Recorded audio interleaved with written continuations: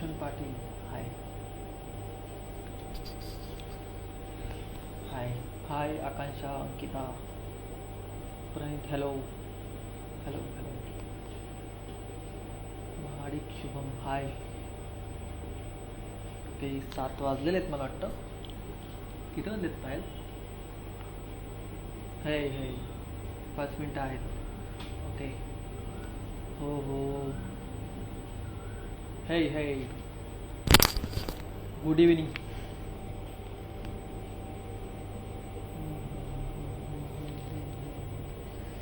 आपण 7 वाजता त्यांना रिक्वेस्ट पाठवूया पूजा मेथड hi Pooja nice to see you okay okay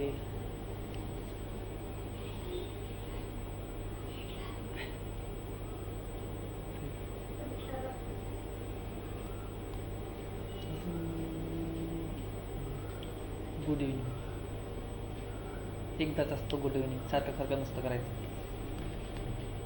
तर इथे जमलेल्या माझ्या तमाम मित्रांना तमाम म्हणता नाही येणार ओके हां दिसतंय हां best of luck thank you so much thank you पहिलीच वेळेस सांभाळून घ्या म्हणजे सेशनची पहिली वेळेस सांभाळून घ्या तुझी एक कविता ऐकवतो परत अरे पण मी कविता केली तर 7 वाजतील पटकन आपण ऐकू सेशनमध्ये त्याच्यामुळे कविता किती वाजले पाहिजे किती मिनटं आहेत 60 सेकंद आहेत का आपल्याकडे 57 झालेत का 3 मिनटं आहेत म्हणजे हां मी नक्कीच एक कविता ऐकू शकतो मग एक छोटीशी कविता ऐकवतो जी मी नेहमी सगळ्यांना ऐकवतो तोपर्यंत 7 वाजतील आपण लवकरच त्यांना हे करूया तर कवितेची सुरुवात करतो कवितेचं नाव आहे तू तर ही कविता मी बऱ्याच जणांना ऐकवली आहे जे नवीन आहे त्यांच्यासाठी मी पुन्हा एकदा घेतो तर ही माझी कल्पना आहे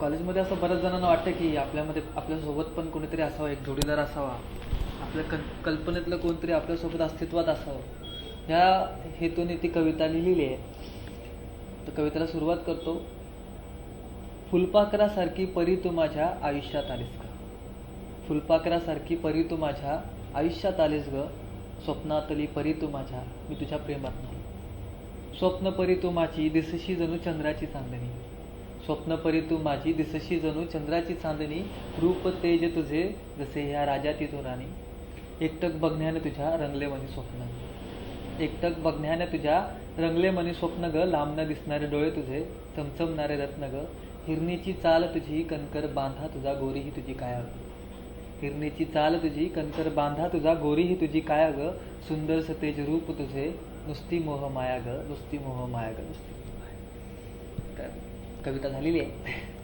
अशा प्रकारे आपण मला वाटतं वेळ न घालवता जॉईन केलं पाहिजे आपल्या गेस्टला तर सगळे तयार आहात ना मुलाखतीसाठी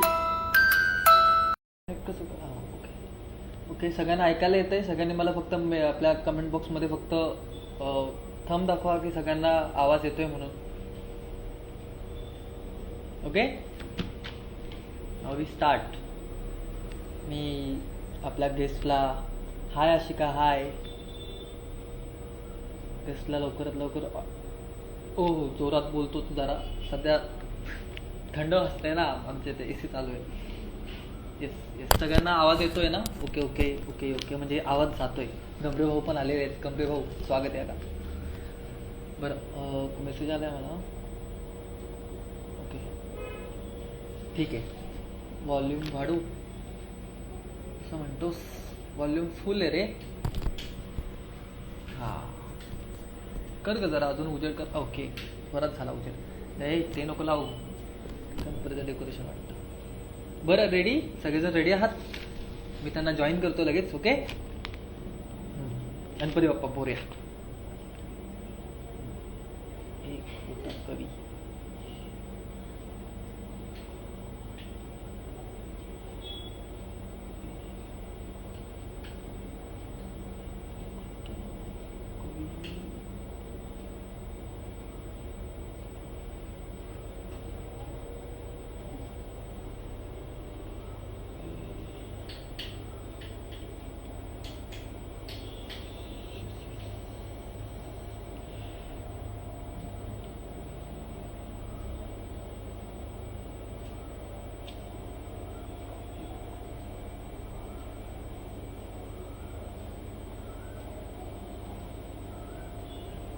काल 7 वाजले. एक मिनटं म्हणते. हां,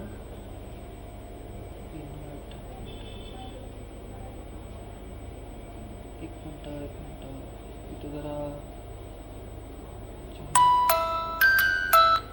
जॉईनिंगचं काम येत आहे.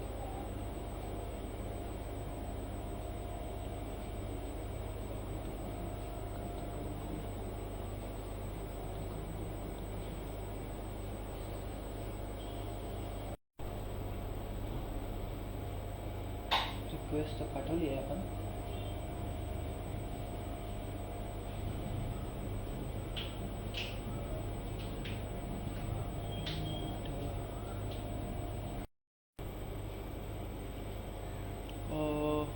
हाय.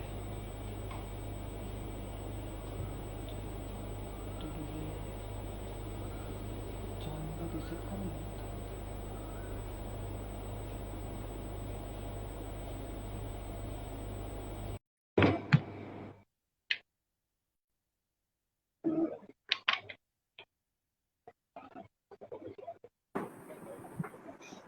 Hi hi hi hi. Good evening. Good काय इव्हनिंग. येतोय आवाज? हो येतोय. Good evening. Nice to see you. मी बरेच दिवस वाट बघत होतो की तुझ्यासोबत एक मुलाखत घ्यायची आहे मला. मी मागच्या वेळेला पण माझ्या दुसऱ्या पेजवरून विचारलं होतं. मधल्या काळात जरा जमलंच नाही, काय टेक्निकल इश्यू झाले त्याच्यामुळे. आणि आता तो दिवस आलेला आहे आणि चांगल्या दिवशी आलाय. नेमका आज पुस्तक दिन आहे आणि पुस्तक दिनाच्या खूप खूप शुभेच्छा तुला. थँक्यू तर थँक्यू. तुला श्रीदादाबद्दल सांगेल की पुण्याला राहायला येतो आणि त्याची बरीच पुस्तकं प्रचलित आहे पुण्यात. एक होता कवी या नावाने, तो खूप फेमस आहे आणि नुकताच श्रीदादाच्या मीम्स म्हणून पण तो खूप प्रचलित आहे आपल्यामध्ये. म्हणजे त्याचा तर मी पर्सनली खूप फॅन आहे. तर मी वेळ न घालवता पहिल्या प्रश्नाला सुरुवात करतो की अमिबा हा सूक्ष्मजीव म्हणून सगळ्यांना माहिती होता, पण तो काव्यसंग्रह म्हणून तो प्रसिद्ध केला. आणि त्या काव्यसंग्रहाने वर्षभर, मला वाटतं आता त्याला यावर्षी 2 वर्ष पूर्ण झाले आणि त्यांनी लक्ष वेधून टाकलं. तर त्या काव्यसंग्रहाबद्दल तू काय सांगशील आपल्या? ऍक्च्युली लिहितोय बरेच वर्ष झाली. एक 2005 पासून. 2005 ला मी 12th मध्ये होतो, तेव्हापासून लिहितोय. आणि ऑलमोस्ट 2018 मध्ये पब्लिश केलं, म्हणजे 13 वर्ष गेले सगळ्या प्रोसेसमध्ये. त्यामध्ये बरंच सगळं आहे. आपण लिहितो ते कसं लिहितो, किती जणांपर्यंत पोहोचतं, किती जणांना आवडतं, आपण ही रिस्क घ्यावी की नाही, असा बराच सगळा विचार करून मग अमिबा पब्लिश केला होता. आणि अमिबा पब्लिश करण्यामागचं, म्हणजे ते नाव देण्यामागचं रिझन म्हणजे पर्सनली मी मेडिकल जे बायोलॉजी सब्जेक्ट आहे तो खूप फेवरेट होता माझा कॉलेजमध्ये असताना. त्यामुळे अजूनही मी फॉलो करतो मेडिकल टर्मिनॉलॉजीज बऱ्याचशा. आणि अमिबा एक असा जीव आहे की जो कसाही आकार, कसाही हे धारण करू शकतो त्याला, लाईक काइंड ऑफ. आणि कविता ज्या आहेत अमिबामध्ये त्या मोस्टली मुक्तछंद आहेत. मुक्तछंद कवितांनाही पण असं काही साचा नसतो, त्या पण मोकळ्या असतात. म्हणून मला त्याला नाव द्यावं असं वाटलं. वेगवेगळे विषय, वेगवेगळा साचा, त्याला काय असा फॉर्मॅट नसतो स्पेसिफिकली की हे नियम तुम्ही फॉलो कराच, हे लघुगुरु किंवा हे यमकाचे नियम फॉलो करायचं, असं काही नाही. सो असा विचार करून मी ते नाव दिलं होतं. 15 ऑगस्ट 2018 ला ते पब्लिश केलं आणि आता 2 वर्ष होऊन गेले पूर्ण. 3रं वर्ष होईल आता ऑगस्ट मध्ये पूर्ण. सर्वांचा चांगला रिस्पॉन्स आला, आनंद आहे या गोष्टीचा. अमिबाचं जेव्हा हे अनावरण झालं, म्हणजे जेव्हा तुम्ही पब्लिश केला ऑफिशियली थिएटर्स मध्ये वगैरे, तेव्हा जेव्हा पहिलं पुस्तक पब्लिश झालं त्यानंतर प्रेक्षकांच्या प्रतिक्रिया, अभिप्राय तर आलेच. तर तुझ्या आठवणीतला असा अभिप्राय की तुला खूप बरं वाटलं, तो अभिप्राय, म्हणजे असे अनेक अभिप्राय असतील, त्यातला एक अभिप्राय तो आमच्याशी शेअर करावा असं मला वाटतं. ऍक्च्युली असं सांगायला गेलं तर बरेचसे अनुभव आहेत. कारण अमिबा पुस्तक मी पुस्तकालयामध्ये, दुकानात ठेवलेलं नाही. मोस्ट ऑफ मी पुस्तक आतापर्यंत बुक स्टोअर्स मध्ये ठेवलेलेच नाहीयेत. ज्यांना हवे त्यांना मी डायरेक्टली डिस्पॅच करतोय. सगळ्यात पहिला म्हणजे मोठा अनुभव म्हणजे हा की मी तो प्रकाशन सोहळा जो आहे तो रायगडावरती केला होता, कुठल्या हॉलमध्ये केला नव्हता. प्रचंड पाऊस होता त्या दिवशी. आम्ही पुण्यामधून बस करून गेलो होतो. कुणीच कोणाला ओळखत नव्हतं. 30-32 लोक जॉईन झालेले. आणि आम्ही तिथे गेल्यानंतर रायगडला महाराष्ट्रातून वेगवेगळ्या ठिकाणाहून आले होते लोक. हम्म. मुंबईहून होते, सोलापूरहून होते, वेगवेगळ्या ठिकाणाहून होते. सो सगळ्यात मोठा अभिप्राय हाच माझ्या लक्षात राहू शकतो की खूप पाऊस होता रायगडला, प्रचंड पाऊस पडत होता. आमची गाडी अडकली होती. सगळं असं फिल्मी सिच्युएशन झाले होते. आमच्या गाडीचं चाक अडकलं होतं एका ठिकाणी. ते आम्ही सगळ्यांनी बाहेर काढलं. आम्ही तिकडे वरती गेलो. तिथे सगळी लोक आली. त्यानंतर रायगडच्या त्या महाराजांच्या पुतळ्याच्या तिथे आम्ही ते हे बुक पब्लिश केलंय म्हणून सांगितलं. तर खूप सगळ्या आठवणी होत्या. आणि जसं मी पुस्तकाच्या निमित्ताने वेगवेगळ्या शहरामध्ये फिरलो. पुणे असेल, नाशिक असेल, औरंगाबाद असेल, सोलापूर असेल, कोल्हापूर असेल, सांगली असेल, खूप वेगवेगळ्या पद्धतीची लोक भेटत गेली आणि संवाद झाला त्यांच्यासोबत. सो असे बरेच अनुभव आहेत वेगवेगळे, भरपूर आहेत म्हणजे. भरपूर म्हणजे खूप भारी आहे. तर मी काय म्हणतो दादा, एकदा मी काय म्हणतो म्हणून एक कविता आहे तुझी, ती एकदा सादर केली तर भारी होईल. म्हणजे ती एक्झॅक्टली मला सर्च करावी लागेल मला आता, कारण प्रोफाईल वरती बऱ्याच बरोबर आहे. सगळ्या ज्या पोस्ट होत्या ना, मी त्या आर्काइव्ह केल्या होत्या ओके ओके, ठीक आहे ठीक आहे. मी फ्युचर मध्ये. मला एक्झॅक्टली पुढचा लोकेट प्रश्न करावी लागेल ती कधी लिहिली होती ते बघावं लागेल आणि मग मी हो ते हे करू शकेल. Okay okay. मी पुढचा प्रश्न विचारतो लगेच, की नावात काय म्हणून तुम्ही सिरीज चालू केलेली मध्ये ती मीम्सची, ती खूप गाजलेली आणि त्याच्यामध्ये खूप भारीच क्रिएटिव्हिटी, म्हणजे म्हणजे हसता हसता चिमटा काढण्यासारख्या गोष्टी होत्या त्याच्यामध्ये आणि खूप भारी वाटलेलं ते. तर माझा प्रश्न असा आहे की व्यंगचित्र आणि मीम्स ह्याच्यामध्ये काही फरक नाही, फक्त ते आधी हाताने काढले जायचे आणि आता ते फक्त डिजिटली हे केलं. म्हणजे तुम्हाला काय वाटतं, तुमचं काय मत आहे की व्यंगचित्र आणि मीम्स ह्याच्यामध्ये काही फरक नाहीये, शेवटी ते दोन्ही हसता हसता चिमटाच काढतात? हा ते आहे, बट व्यंगचित्रात चित्रकाराचं कौशल्य आहे. सो त्याला क्रिएट करावं लागतं त्या पर्सनॅलिटीज. आज आपण जे फेमस व्यंगचित्रकार आहेत त्यांना त्यांच्या डोक्यातून आलेली पात्र आहेत, ते त्यांच्या डोक्यातून आलेल्या कल्पना आहेत. In terms of memes, most of हे मूवीज मधले जे फनी स्क्रीनशॉट्स आहेत किंवा वेगवेगळे जे टेम्पलेट्स अवेलेबल आहेत त्याच्यावरती लिहून ते हे केले जातात. सो आनंद घेणं किंवा हसवणं दुसऱ्याला हा उद्देश जरी असला तरी व्यंगचित्र हे जास्त आर्टिस्टिक्स आणि जास्त त्याला कौशल्य लागतं फ्रॉम आर्टिस्ट साइड, मला असं वाटतं. It's not just copy paste thing. माझ्या डोक्यामध्ये कॉमेडी विचार आहे, तो मी ऑलरेडी एक टेम्पलेट आहे माझ्याकडे कुठल्या तरी मूवी मधलं, ते घेतलं, त्याच्यावरती लिहिलं, मीम पोस्ट क्रिएट झाली. बट व्यंगचित्रामध्ये त्यांना कॉन्सेप्ट असते.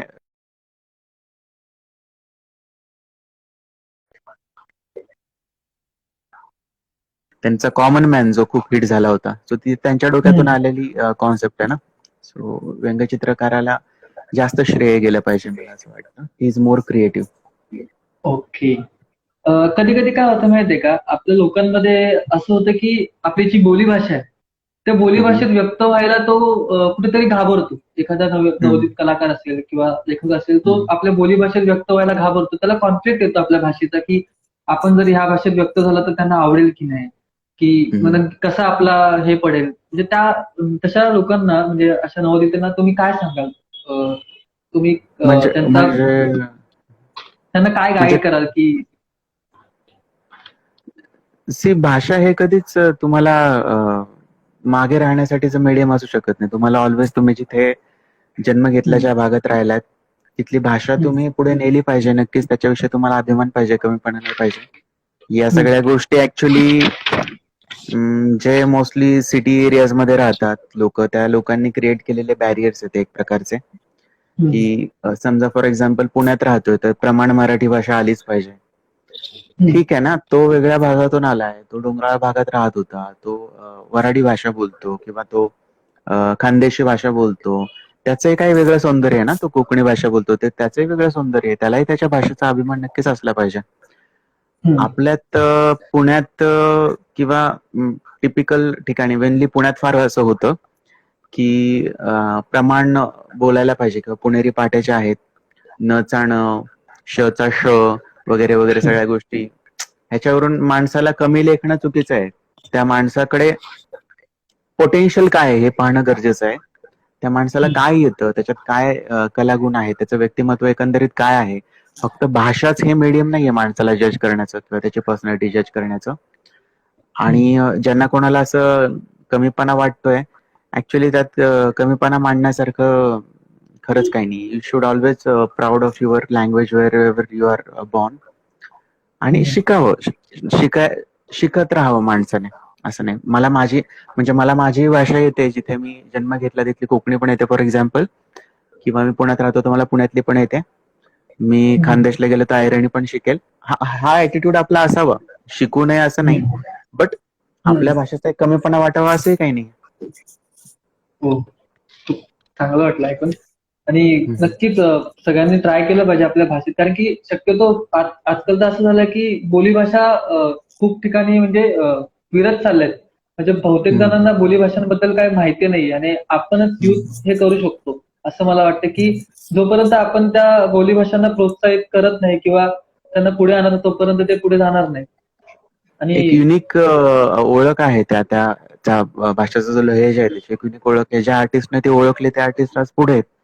आता मकरंद yes. अनासपुरेंनी त्यांची मराठवाड्यातली स्टाईल ओळखली आणि ते हो त्या पद्धतीने ते बोलतात आणि त्यांची एक वेगळी पर्सनॅलिटी हो आहे. हो सगळेजण त्यांना फॉलो हो करतात.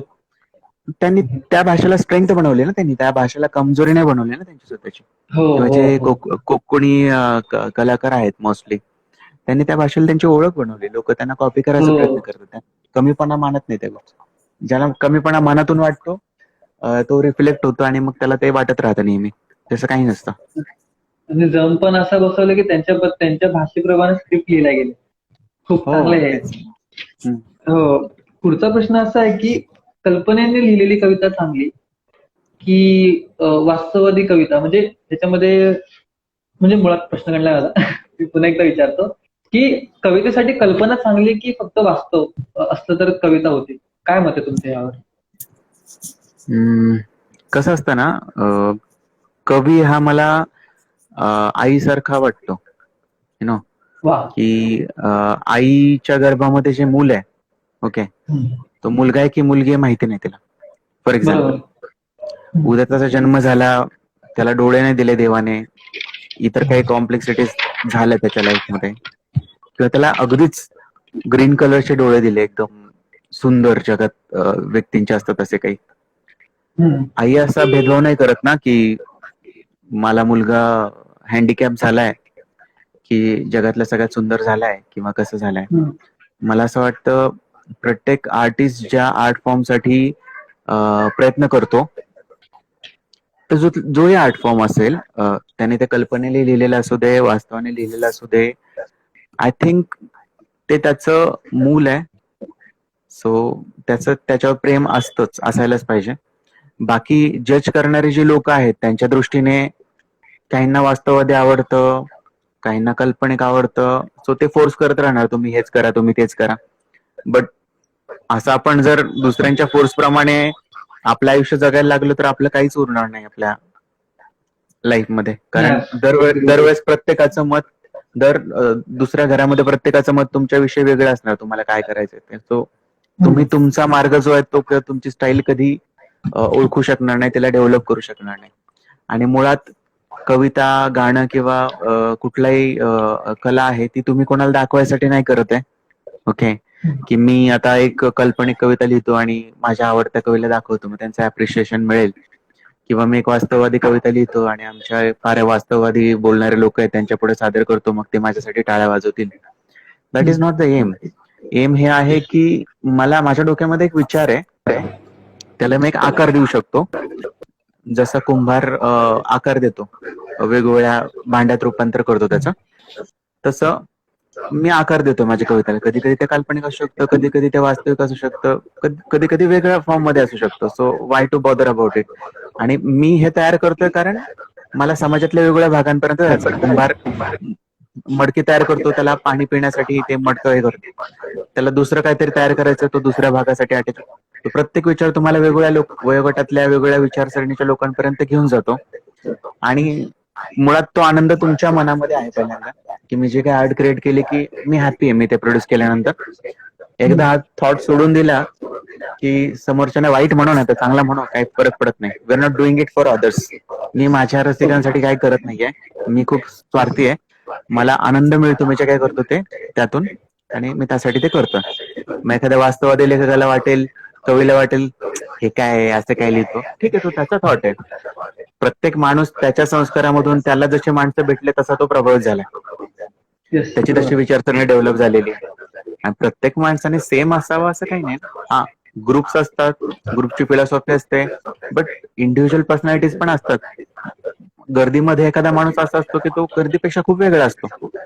गर्दीने का त्याला त्यांच्यामध्ये सामील करून घेऊन माणूस की आमचाच धर्म, आमचाच रंग, आमचीच फिलॉसॉफी फॉलो करा, जगू द्या ना त्याला. संविधानाने अधिकार दिलाय तुम्हाला प्रत्येक स्वातंत्र्य जगण्याचा, त्यालाही त्याचं विचार स्वातंत्र्य, त्याची आयडेंटिटी जपण्याचा अधिकार आहे. So I think it doesn't matter काल्पनिक की वास्तव, तुम्ही क्रिएट करता काहीतरी, ही जगातली सगळ्यात मोठी फिलिंग असते. ओके, खूप भारी उत्तर दिलंय. बरं, पुढचा प्रश्न विचारतो की आधी लिहिलं जाणारं साहित्य आणि आता लिहिलं जाणारं साहित्य ह्यामध्ये तुलनात्मक नाही पण शैली परत्वे किंवा मेसेज देण्याच्या बाबतीत काय बदल वाटतं तुम्हाला? काय मत आहे? बदल म्हणजे हा आहे की त्या मुळात काय असतो, कलाकार, आर्टिस्ट जो असतो त्या त्या समाजाचा चेहरा असतो एक प्रकारे. मी जे लिहितो ते सगळे माझे अनुभव नाही आहेत ना. मी कुठेतरी समजा पिंपरी चिंचवडमध्ये मी राहतो, तर समजा शगुन चौकामध्ये खूप गर्दी असते, खूप लोक येतात, वेगवेगळे दिसतात मला, व्यापारी दिसतात, प्रोडक्ट घेणारे दिसतात, विकणारे दिसतात, भिकारी दिसतात, पोलीस दिसतात, सगळ्या टाईपच्या मेंटॅलिटीज. आणि ह्या आजच्या काळातल्या आहेत. ओके. आणि आजच्या काळामध्ये आपण जी भाषा बोलतो त्या भाषामध्ये त्याचं रिप्रेझेंटेशन होतं, ती त्याची शैली होते. आपण ते जुन्या पद्धतीचं नाही का, नाटकं असायची, बालगंधर्वांची नाटकं, तशी नाटकं आता केली तर लोक म्हणतील तुम्ही कुठल्या काळामध्ये जगताय. ओके. त्या काळाची ती भाषा होती, त्या काळाची ती स्टाईल होती, त्या त्या काळातल्या लेखकांनी त्या पद्धतीने ते प्रेझेंट करायचा प्रयत्न केला. आज जर आपण विचार केला तर आपण सतत म्हणजे एक सूर्य आपण नाही बोलू शकत मराठीमध्ये.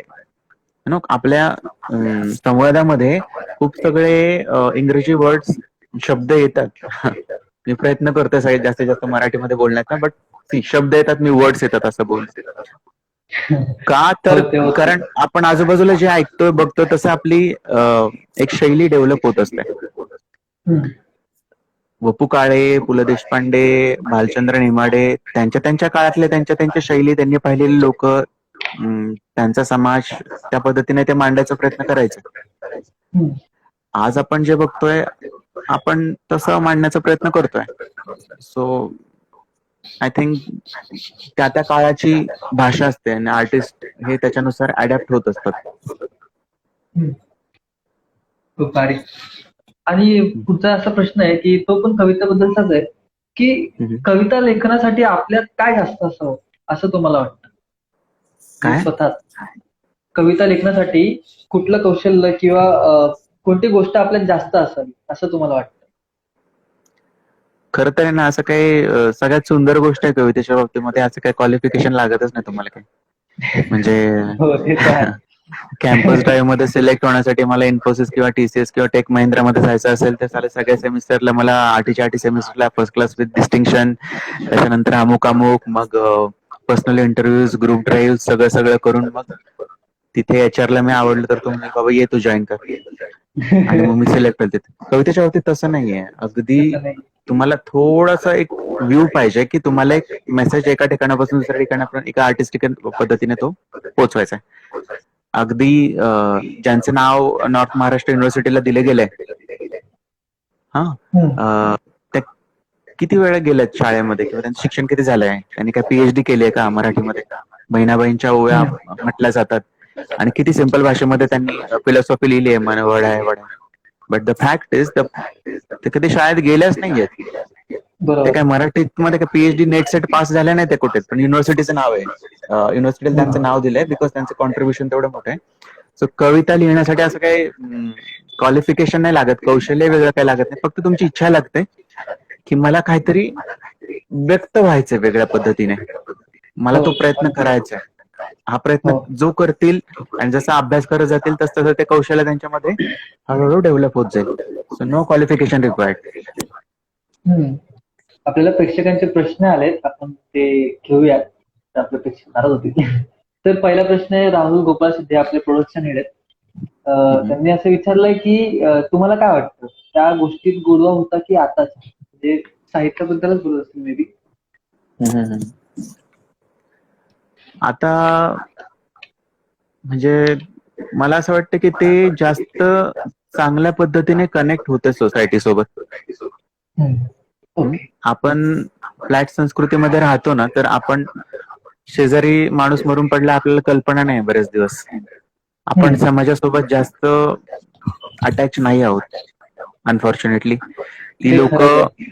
समाजासोबत जास्त अटॅच होती. आज हिंदू कादंबरीमध्ये फक्त भालचंद्र नेमाडेंनी मोरगाव या गावाविषयी सांगितलंय. मोरगावमध्ये काय काय होतं? मोरगावमध्ये ब्राह्मण होते, महानुभव पंथाचे लोक होते, मारवाडी होते, जैन होते, किती सगळे लोक होते नाही का. आणि मग त्यांच्याविषयी त्यांनी सांगितलंय. हे ते सांगू शकले कारण त्या गावामध्ये तो एकोपा होता, किंवा खऱ्या अर्थाने ते एक माणुसकी होती. आपल्या बिल्डिंग मध्ये आपल्या शेजारी इकडे तिकडे काय झालं आपल्याला माहिती नाही. त्यामुळे त्यांचं साहित्य जास्त श्रीमंत किंवा रिच वाटतं, कारण त्यांच्या लेखनामध्ये प्रामाणिकपणा होता, कारण ते माणसांपर्यंत पोहोचायचे. We have become so much robotic की आपल्याला सोसायटीशी काही देणं घेणं नसतं. हे एवढं सिम्पल झालंय की मी एखादी मदतीची स्टोरी टाकली तर ती स्वाईप अप, माझ्यासाठी नाहीये हे. पण तसं नव्हतं. पूर्वीच्या काळातली लोक विचार करायची, शेजारचा माणूस आजारी आहे, अमुक अमुक झालंय गावामध्ये, असायचं तावडी असायची, कट्टे असायचे, चर्चा केल्या जायच्या. हे सगळं व्हर्च्युअल झालंय. व्हर्च्युअल मध्ये ऍक्च्युली एक नाळ जी असते ना मातीशी, ती तेवढी नाहीये म्हणजे स्ट्रॉंग. त्यामुळे नक्कीच पूर्वीच जास्त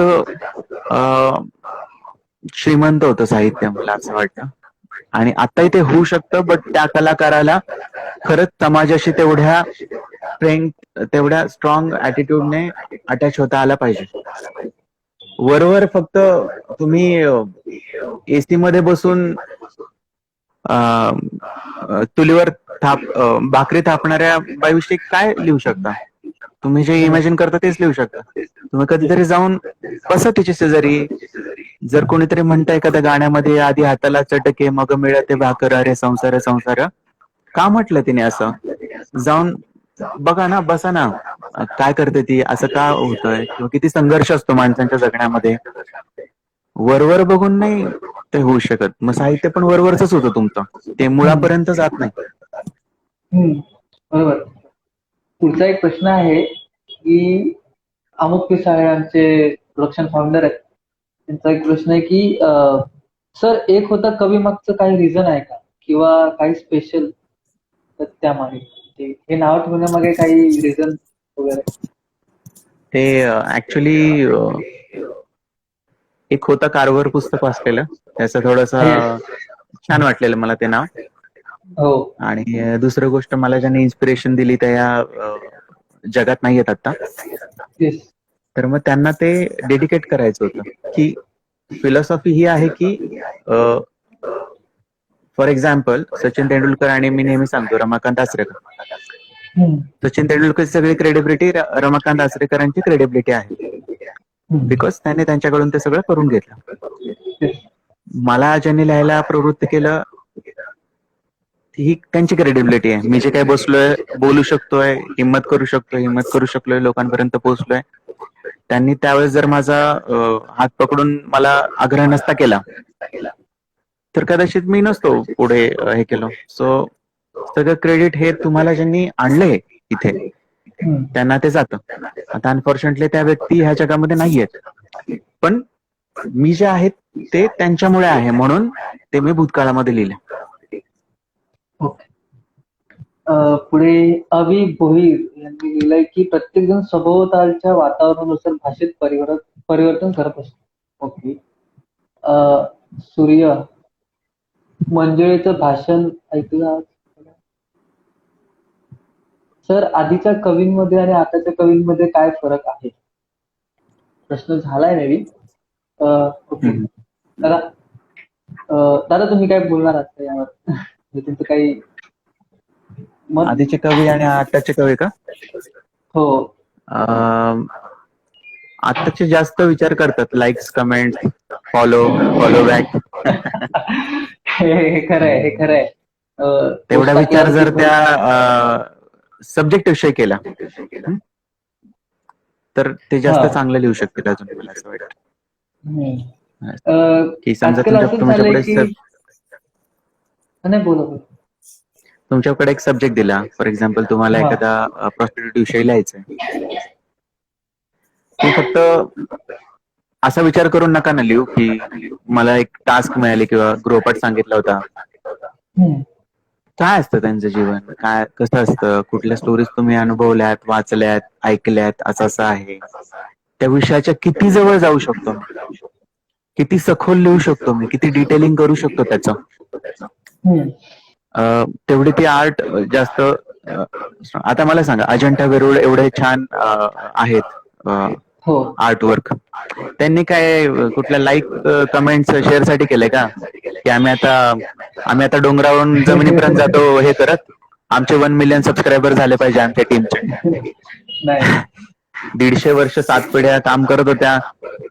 207 पिढ्या त्यांनी काम केलं, तेव्हा जाऊन ते कैलास मंदिर, त्याच्यामध्ये सिमेट्रिकली काही डिफरन्स नाहीये. असं हो. अगदी 1 mm पण इकडे इकडे जाणार नाही, एवढी अॅक्युरसी आहे. त्यांनी जर ते काम सुरू करायचं म्हटलं असतं की आमचं मिशन आहे 1 मिलियन सबस्क्रायबर करायचं, हम्म.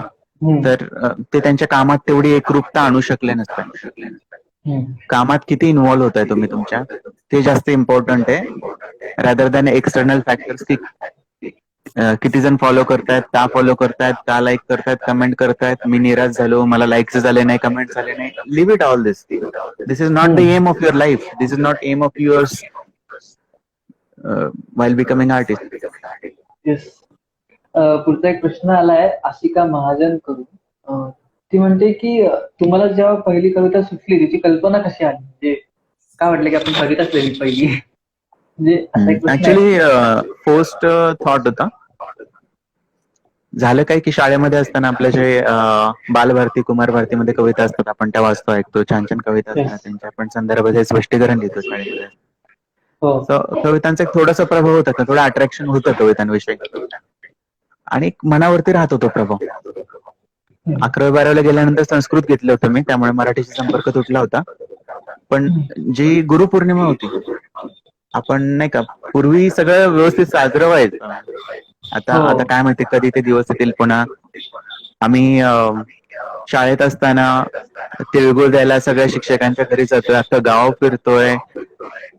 दसऱ्याला, वेगवेगळ्या सणांना अख्खं गाव फिरतो आम्ही, सगळ्या शिक्षकांच्या घरी जातोय. माझ्यासोबत माझ्या क्लासमधले मित्र मैत्रिणी सगळे आम्ही सगळीकडे फिरतोय, सगळीकडे जातोय.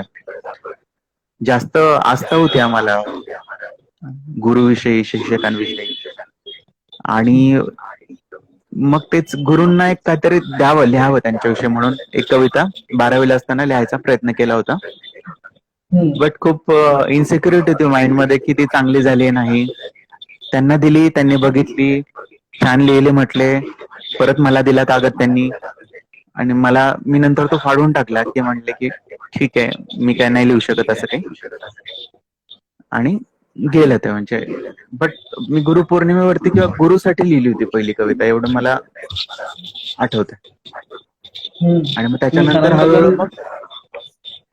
मग तेच ज्यांच्या विषयी मी ते लिहिले होते तेच मला नेहमी विचारायचे, की त्याच मॅम मला नेहमी विचारायचे की अजून काय लिहिलंस का, म्हणून अजून काय लिहिलंस का, अजून काय लिहिलंस. आणि मग मी प्रयत्न करायला लागलो हळूहळू की नाही, कारण ज्या वेळेस मी त्यांना भेटायला जायचो, पहिला प्रश्न त्यांचा हेच असं काहीतरी ऐकून दाखव म्हणून.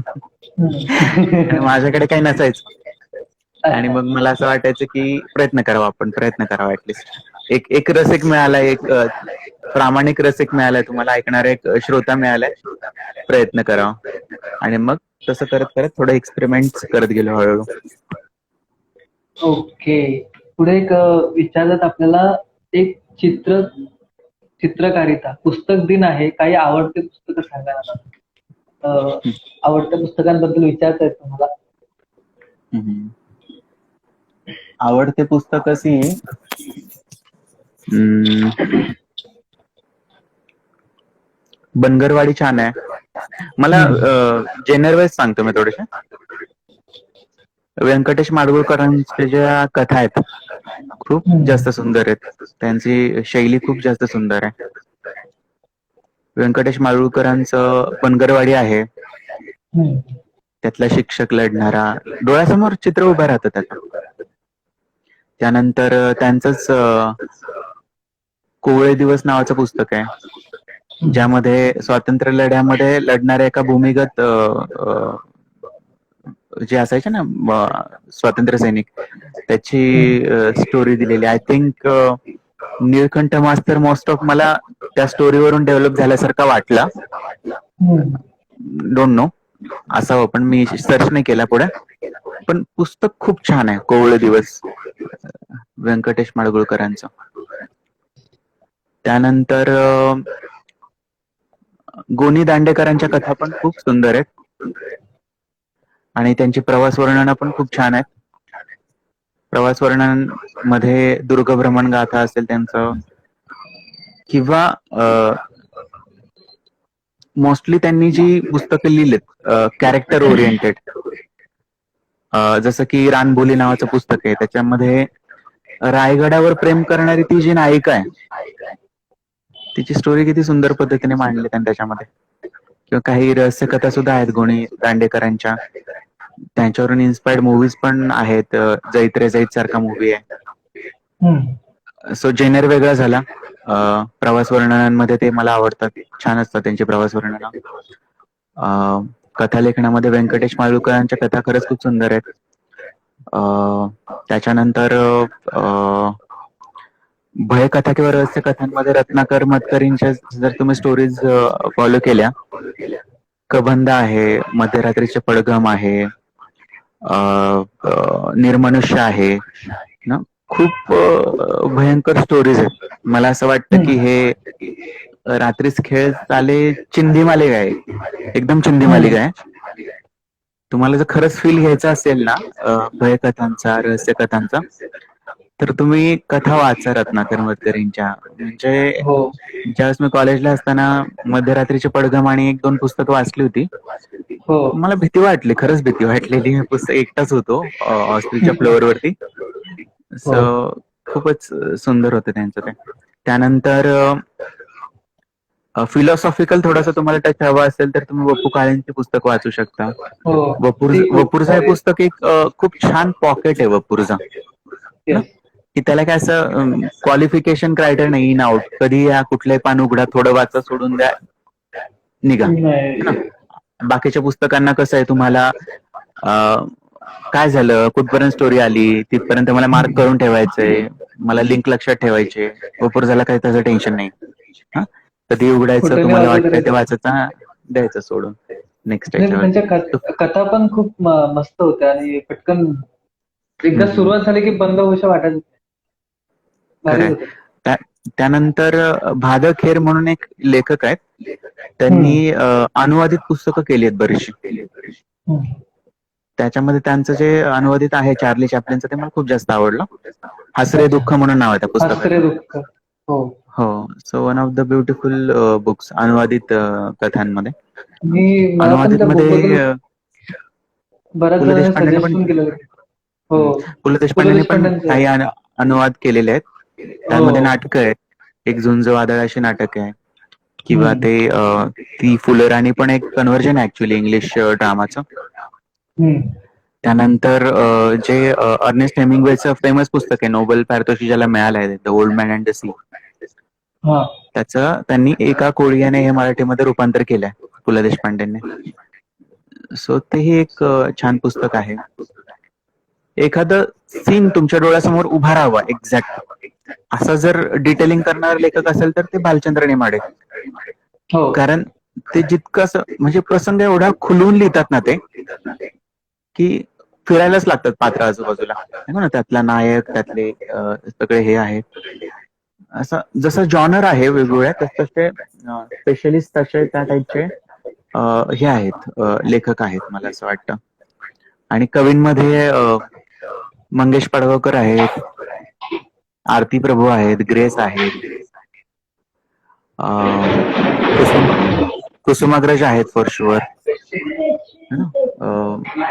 बरेच आहेत आतापर्यंतच. इंदिरा संत आहेत, शांता शेळके आहेत.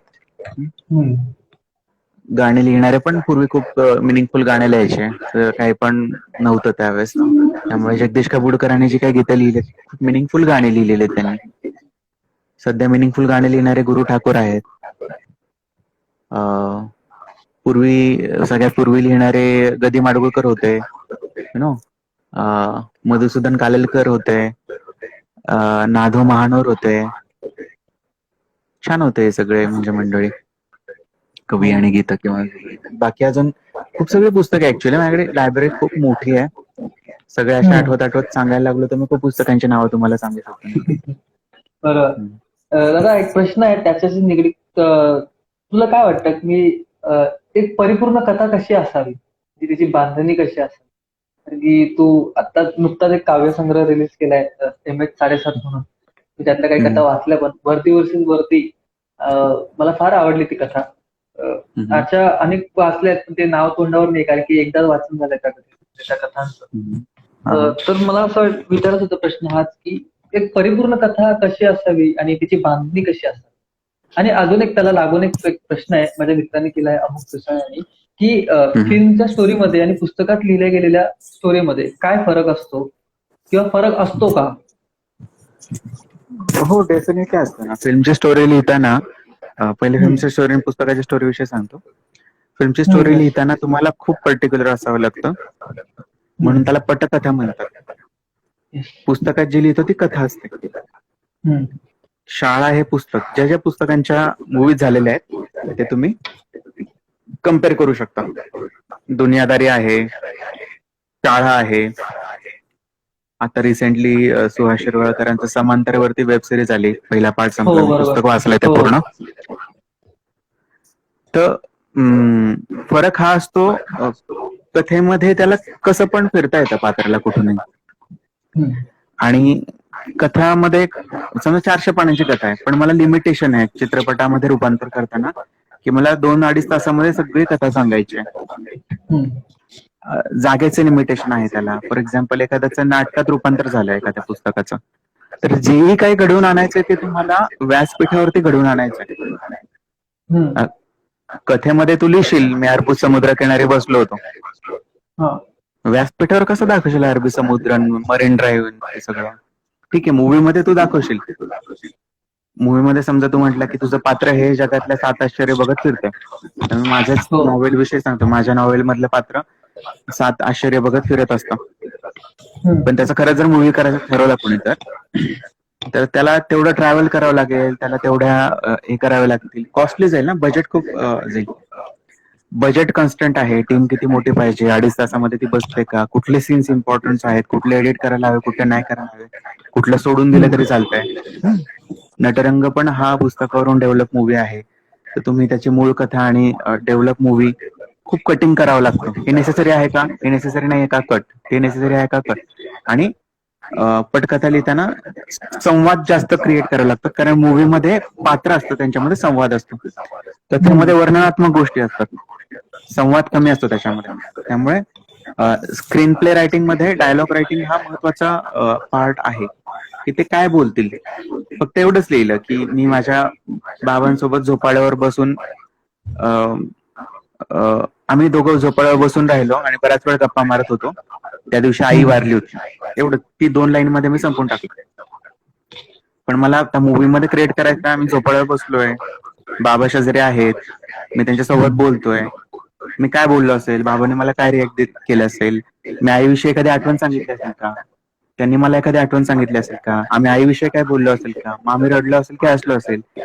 पुस्तकामध्ये तू 2 वर्ड लिहून टाकलं, बाबांसोबत मी गप्पा मारला, झोपाळ्यावर बसलो होतो, आई वारली त्या दिवशी, लगेच तुम्ही नेक्स्ट याच्यावरती गेला. पण मूवीवरती रिप्रेझेंट करताना तुम्हाला व्हिज्युअलाइज करून संवाद काय घडला असेल तो बिल्ड करावा लागतो, तो 3 लोकांपर्यंत पोहोचावा लागतो की असा संवाद होऊ शकतो त्या पात्राने. आणि ओके. पुढचं आणखी एक विचारलं होतं काहीतरी प्रश्न, 2 प्रश्नात विचारले. कथा आणि पटकथा. परिपूर्ण हां. हा, हां, हां.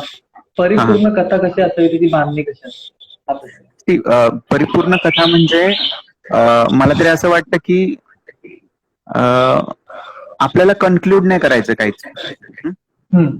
की एक होता राजा आणि एक होती राणी आणि मग किंवा ऍट द एंड प्रत्येक पोलीस स्टोरीच्या शेवटी पोलीस येतात.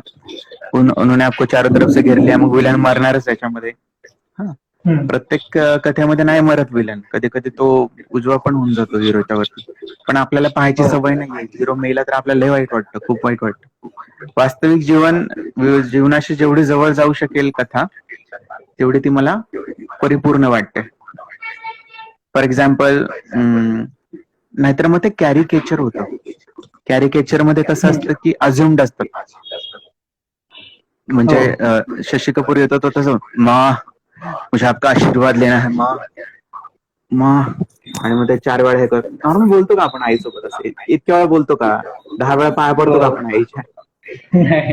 की बाबा तू नाही. चाललाच बाबा ह्याच्यासाठी एवढं सगळं कर. जे नॉर्मल लाईफ मध्ये घडतं ते दाखवा ना. सो हो. नॉर्मल लाईफ मध्ये घडतच नाहीये असं. लव्ह स्टोरीज पण खूप जास्त ओव्हर एक्झॅगरेट केल्या असतात. नॉर्मल लव्ह स्टोरी एवढी आहे का एक्झॅगरेटेड? सामान्य पद्धतीने हम्म. माणसं भेटूच शकत नाहीत का? प्रत्येक जण काय लव्ह लेटर देऊनच त्यांची लव्ह स्टोरी सुरू होते? काहींची वेगळी होऊ शकते, वेगळ्या अँगल्स असू शकतात. हो. तुम्ही किती छान पद्धतीने अप्रोच करू शकता, वेगवेगळ्या गोष्टींना बघू शकता, त्याही मांडू शकता त्यांना. ही मला वाटतं ती हम्म. परिपूर्णता मला वाटते. ना की मग सगळेच जण करतात तेच आपल्याला करायचंय, शेवटी हॅपी एंडिंगच दाखवायचंय, असं नाही. जे होऊ शकतं त्या विषयी आपण बोलूयात. आणि आपण हो. हॅपी एंडिंग का दाखवतो? कारण आपला फोर्स आहे, कारण मॅक्झिमम लोक निराश होऊ शकतात.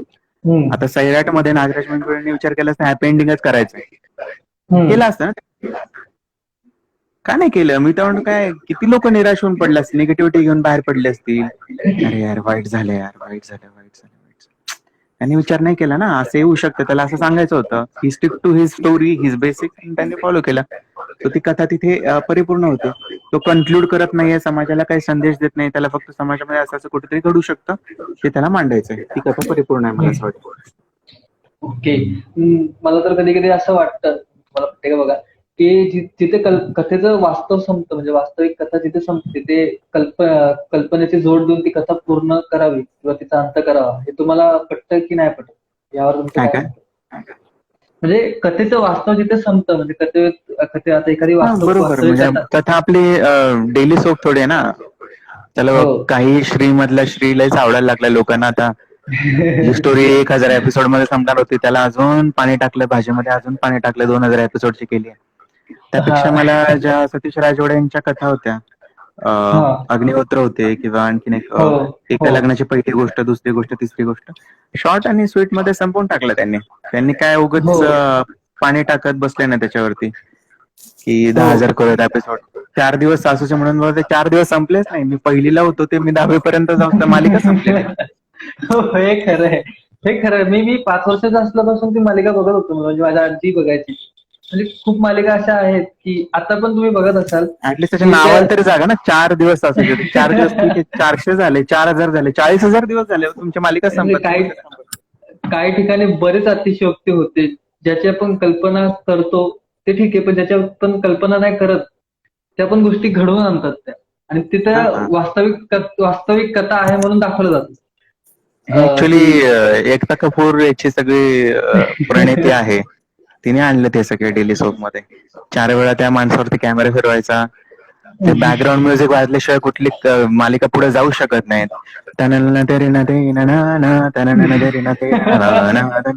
आणि नॉर्मल बोल ना, नॉर्मल नाही होते का त्याच्यामध्ये काही? प्रत्येकच बॅकग्राऊंड म्युझिक वाजलंच पाहिजे का जोरामध्ये?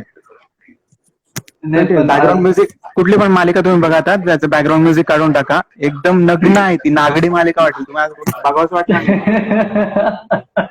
नाही, खरंच आहे ते, खरंच आहे. भरभरीत म्हणजे लिखाण भरभरीत नसतं, त्याच्यामध्ये सीनवरती लाईट्सवरती सगळं चालू असतं. बरं, पुढचा प्रश्न विचारतो मी.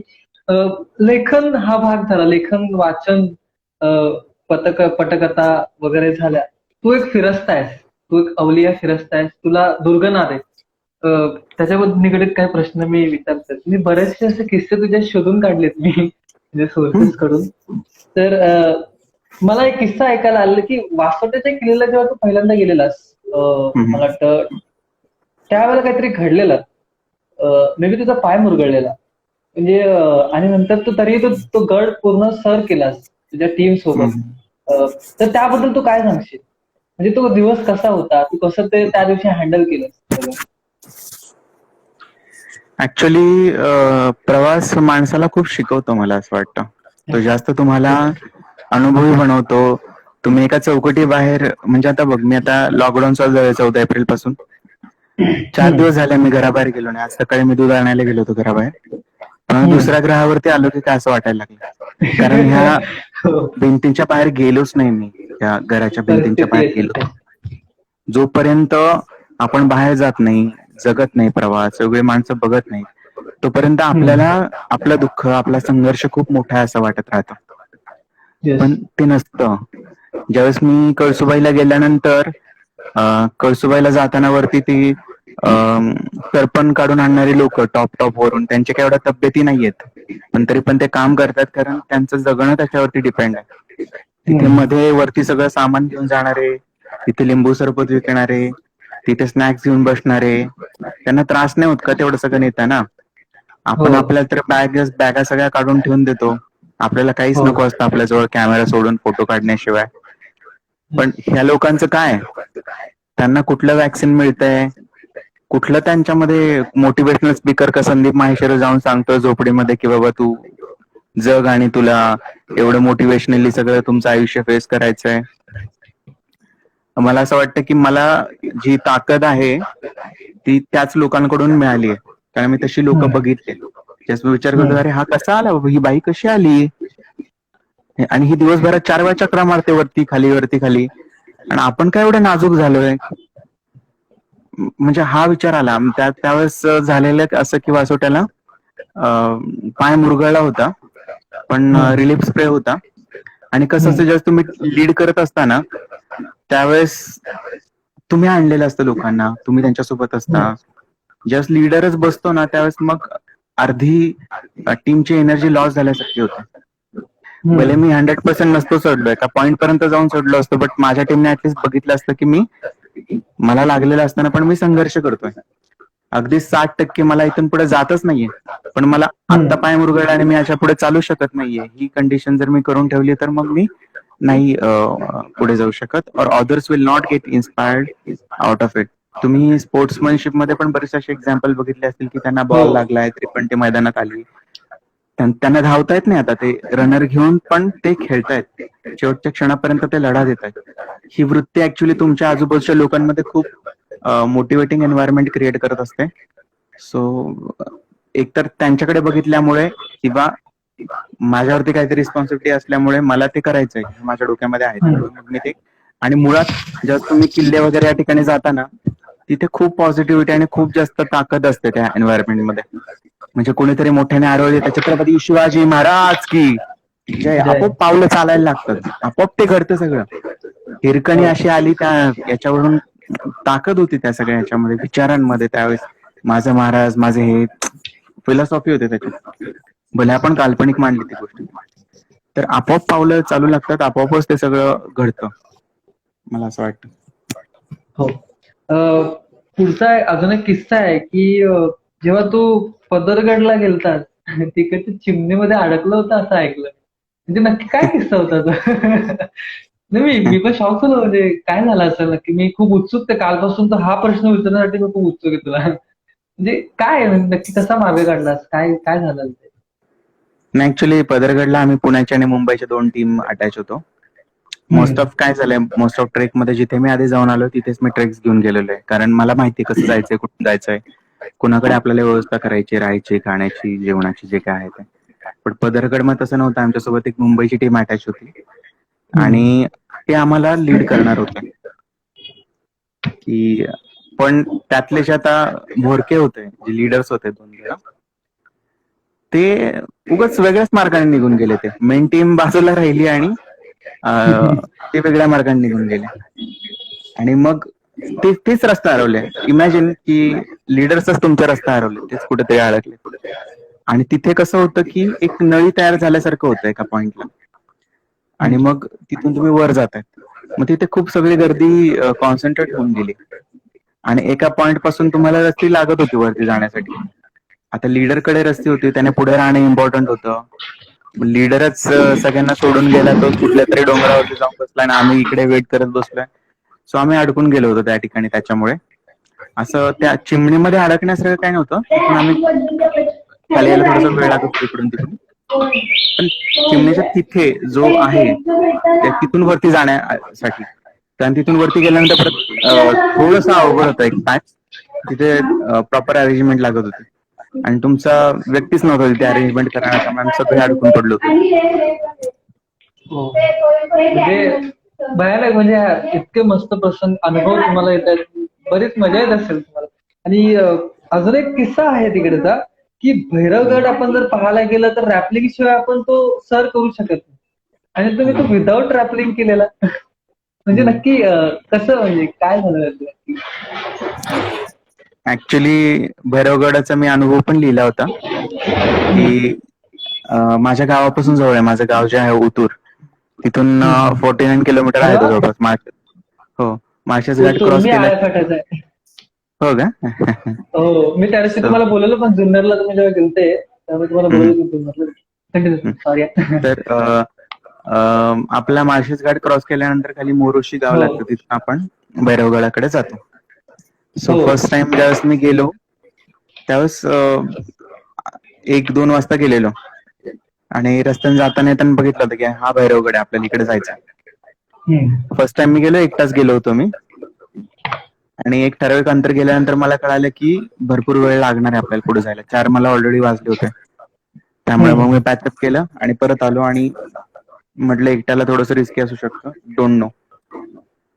नेक्स्ट टाइम परत मग मी गेलो, पण आम्ही कसं की गावाकडे जे घर आहे ना, तिथे आम्ही शनिवारी रात्री जातो आणि मग रविवारी सकाळी करायचं सुरुवात. पण पुन्हा आम्हाला रात्री ट्रॅव्हल करून, कारण ऑफिस संपून गेलो होतो मी, तर रात्री ट्रॅव्हल करून उशीर झाला. म्हणजे 2-3 वाजता आम्ही पोहोचलो असेल गावामध्ये.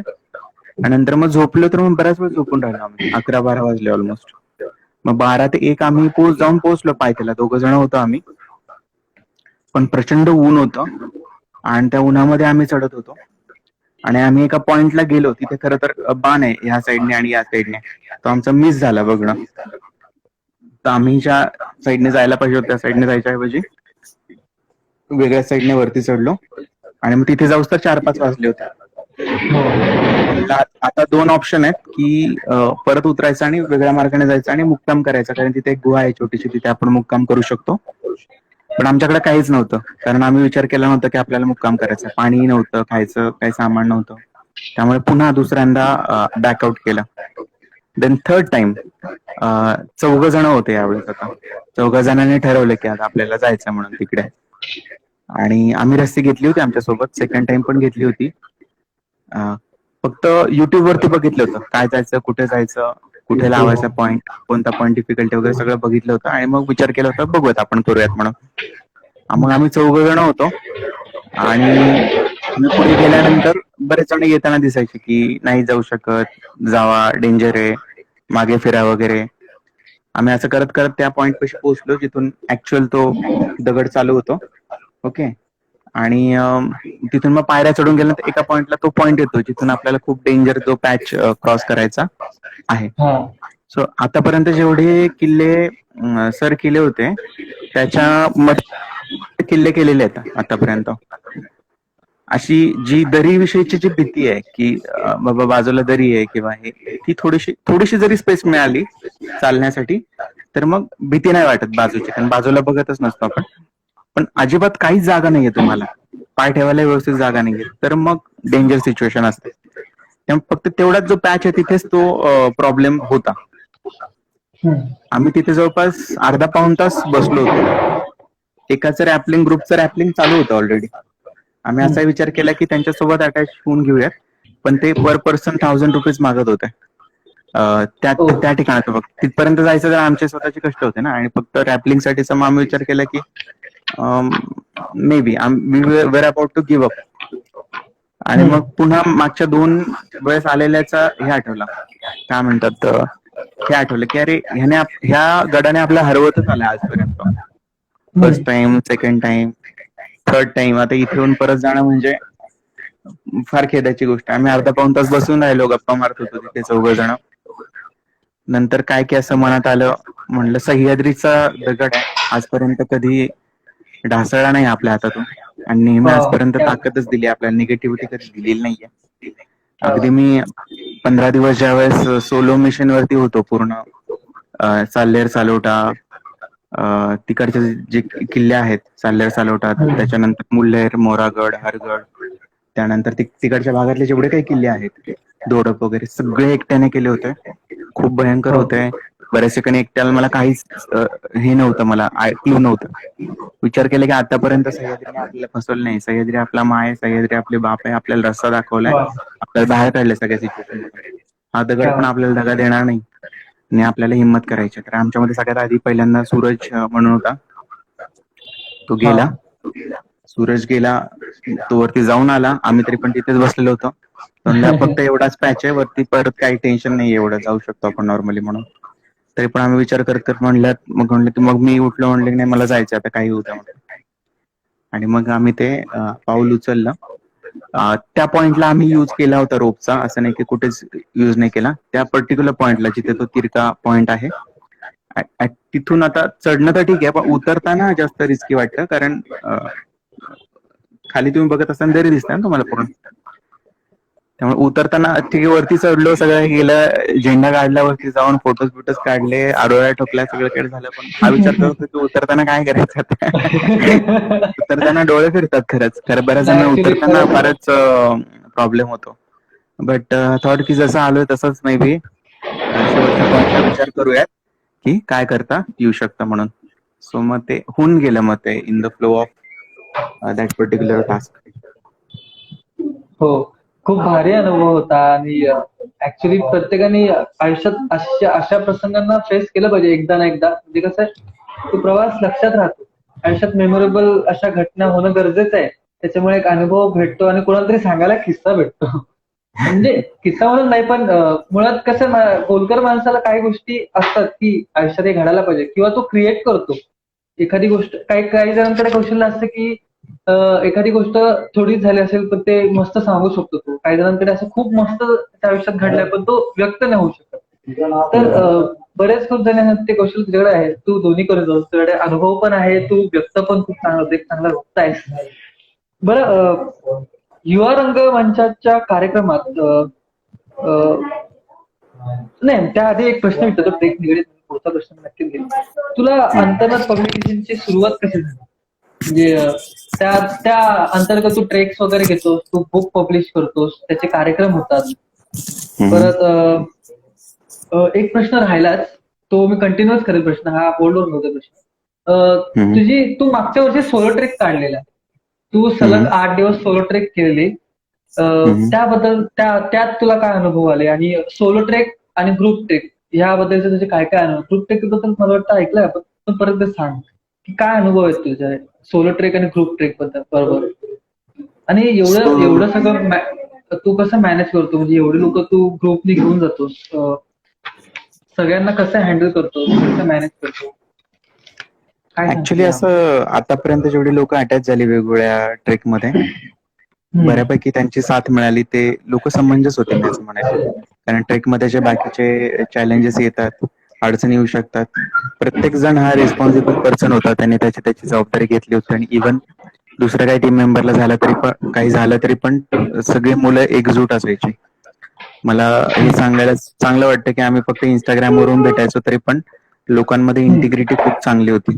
सो मी फक्त निमित्त होतो की मी ते करू शकलो. बट माझं ऍक्च्युली पूर्ण श्रेय नाही येते. मी फक्त रस्ता दाखवू शकत होतो की इकडून इकडे जायचंय. पण खरंच प्रत्येक ट्रेक मेंबर, टीम मेंबर तेवढे मॅच्युअर होते, त्यांच्यामुळे ते ट्रेक घडलेत. आता ग्रुप ट्रेक आणि सोलो ट्रेक मध्ये डिफरन्स हा आहे की सोलो ट्रेक मध्ये तुम्हीच तुमचे गाईड असता, तुम्हीच सर्व असता. कसं असतं, ग्रुप ट्रेक मध्ये एकाचा दुसऱ्याला आधार असतो, दुसऱ्याला सांगू शकतो तो, कोणतरी पुढे गेले, कोणतरी मागे आहे, कोणतरी चुकलंय, कोणतरी बरोबर आहे, कोणतरी धीर देऊ शकतो एकमेकांना, है ना. ही गोष्ट ज्यावेळेस तुम्ही एकटा असता त्यावेळेस तुम्हाला चॅलेंजिंग असतं. पण ग्रुप ट्रेक आणि सोलो ट्रेक मध्ये कसं असतं, ग्रुपमध्ये कदाचित तुम्ही तो किल्ला किंवा निसर्ग तेवढ्या छान पद्धतीने अनुभवू शकत नाही जेवढं तुम्ही सोलो मध्ये तो अनुभवू शकता. कारण तुम्ही पूर्णतः एकरूप होता निसर्गासोबत. यु नो ग्रुप ट्रेक मध्ये चल ना आपण हे फोटो काढूयात, आपण एकत्र येऊयात, हे सगळं येऊयात. कधी कधी मला असं वाटतं कुठल्याही किल्ल्यानंतर वरती गेल्यानंतर शांतपणे बसून राहावं आणि अनुभव घ्यावा तिथल्या ऍटमॉस्फिअरचा, तिथल्या निसर्गाचा, चौबाजूने असलेल्या सौंदर्याचा. ही एकरूपता होत नाही. मला सोलो ट्रेक मध्ये पर्सनली मला असं वाटतं की जास्त गोंगाट न करता शांततेत जावं, शांततेत यावं, त्या निसर्गाचा अनुभव घ्यावा. हे मी सोलो ट्रेक मध्ये सगळं करू शकतो, त्यामुळे मला ते आवडतं. कारण मी एकरूप होतो स्वतःसोबत. एक प्रकारचं मेडिटेशन असतं ते, की मी माझ्यासोबतच बोलतोय. मी चुकलो, मी मला सांगतोय, श्रीकांत मी चुकलोय, श्रीकांत तू हे झालंय, श्रीकांत तुझं हे झालं. आपल्यासोबत संवाद नाही होत. आपण सगळ्यांसोबत बोलत असतो, पण आपल्यासोबत संवाद नाही होत. असे जे प्रसंग असतात त्याच्यामध्ये आपण आपल्यासोबत असतो, आपल्यासोबत संवाद होत असतो. आणि तो संवाद ज्यावेळेस आपल्या मनासोबत होतो ना, तो माणूस जास्त कणखर बनतो for the period of time. कारण आपण आपल्यासोबत असतो. बऱ्याचदा आपण दुसऱ्यांसोबत असताना आपण नसतो. तो हा अनुभव तुम्हाला सोलो ट्रिप्स मध्ये येऊ शकतो. एक मिनिट मला ते शॉप मध्ये त्याच्यामुळे पुढचा प्रश्न असा की मी होल्डवर ठेवलेला की अंतर्मत पब्लिकेशनची सुरुवात कशी झाली, म्हणजे संकल्पना काय होती मूळ त्याची, की काय करणार? संकल्पना हीच होती की मी ज्यावेळेस पुस्तक प्रकाशित केलं, मला सगळे चॅलेंजेस आले, ते मी इतरांसाठी इझी करू शकेल, ही संकल्पना होती. नाहीतर काय की मी सेल्फ पब्लिकेशन करून माझं वेगळं होऊ शकलो असतो. बट आय थॉट की बरेचसे लेखक हे प्रकाशकाकडे जाण्याच्या आधीच मरतात. कारण प्रकाशक काही काही ठिकाणी फार उन्मत्तपणे वागतात. बरोबर आहे. कारण आम्ही हे घेऊच नाही. फॉर एक्झाम्पल आम्ही नाहीच घेणार तुम्हाला, किंवा आमचं हे सेट आहे, आम्ही फक्त यांनाच घेणार. पण जसं फॉर एक्झाम्पल एखादा प्रमाण भाषा बोलणार आहे, तो म्हटलं की मला नकोच, खानदेशी नकोच मला, किंवा वराडी नकोच मला, तुझं तुमच्याकडेच ठेव, या ओल्ड स्टाईल आमच्याकडे चालत नाही, असं काही केलं तर त्याची कथा जी आहे ती येईल का पुढे लोकांसमोर? भले तो प्रतिभावंत असेल, कळेल का तो लोकांना? तो माझा विचार हा होता की जे लोक स्ट्रगलिंग आहेत आणि जे लोक मध्ये काहीतरी पोटेन्शियल आहेत, त्यांना ऍटलिस्ट मी माझ्या थ्रू मार्ग उपलब्ध करून देईल. आणि मी जे काही शिकलोय ते माझ्या पुरतं मर्यादित न ठेवता इतरांना पण उपलब्ध करून देऊ शकेल. हा त्याच्या मागचा सिंपल विचार होता. बाकी कारण माझा जॉब चालू आहे, बाकी सगळ्या मी गोष्टी करतोय, तसं मला फार असा प्रोफेशनल थॉट नाहीये त्याच्या मागे. More on a human level thought आहे की लेखक किंवा कवी मरू नये कधी, हा विचार करून की कुठे जायचं आणि कसं जायचं. आणि एखाद्याने फार अपमानास्पद वागणूक दिली एखाद्या ठिकाणी, तर बिचारा आयुष्यात परत कधी पेन उचलेल नाही उचलेल माहिती नाही. प्रत्येक जणाकडून काय लगेच हातात बॅट घेतली गेले, सेंचुरी केली किंवा 1000 धावा करून आला असं नाही होत ना. कधी कधी 0वर आउट होतो, कधी 10वर होतो, कधी कधी 100 करतो, कधी कधी 200 करतो. सो तसंच आहे साहित्यिकांचं सुद्धा. कधी कधी ते एखादं खूप चांगलं छान कथा लिहितील, कविता लिहितील, पुस्तक लिहितील, कधी कधी कदाचित तेवढा न्याय नाही देऊ शकत, पण लिहिलंय त्यांनी काहीतरी. त्यांचं जे बेस्ट आहे ऍटलिस्ट ते आपण आणू शकू ना. त्यांनी कमी लिहिलंय म्हणून ते कमीच आहेत हा शिक्का मारून त्यांना डिमोटिवेट करणं मला चुकीचं वाटतं. बरोबर आहे. मॉरल सपोर्टची गरज असते, कारण की कोणीतरी प्रोत्साहन दिलं तर ते कुठेतरी पुढे लिहिण्याची हिंमत करतील.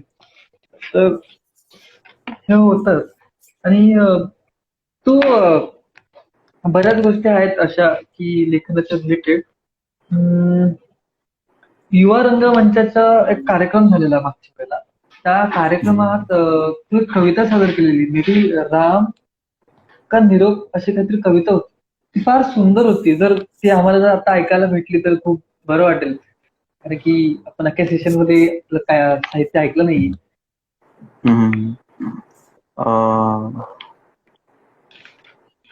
युवा रंगमंचाचा कोणता कार्यक्रम म्हणतो तू? मला वाटतं ऍक्च्युली तिथे एक कविता सादर केलेली एवढं लक्षात आहे ना की, आणि त्याचं हो one of the me actually amoeba मधली आसावी कदाचित निरोप कविता. मी ती हो. पुस्तक घ्यावं लागेल. हम्म. ते पाय माझी बुक दे ना. बुक बॅगच आण. तोपर्यंत मी प्रेक्षकांचे प्रश्न घेतो. अरे बापरे.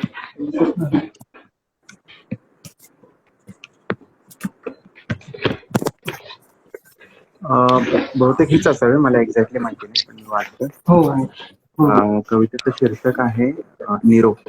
हम्म. भरून येतील डोळे वाटेल वाईट जरास. भरून येतील डोळे वाटेल वाईट जरास. निरोप तुझा घेताना होईल काहीस असं. तरीही रस्ता बदलावा लागेल. रडता रडता मन हे हसेल. आठवणी गहिऱ्या होतील आणि फ्लॅशबॅक समोर दिसेल. तुला सोडून जायची इच्छा होणार नाही, पण मला ते करावं लागेल. आठवण काढून तुझी पुन्हा निवांत क्षणी झुरावं लागेल. लोक याला निरोप म्हणतील, मी तसं म्हणणार नाही. लोक याला निरोप म्हणतील, मी तसं म्हणणार नाही, कारण मी पुन्हा पुन्हा येत राहील. नात्यांचे अर्थ बदलले तरी जागांचे बदलतातच असं नाही ना. निरोप. क्या बात आहे, क्या बात आहे, क्या बात आहे. अजून एक कविता आहे तरी सुद्धा पुस्तकामधली, तुझं माझं घर म्हणून. काय म्हणतात, एक मिनिट.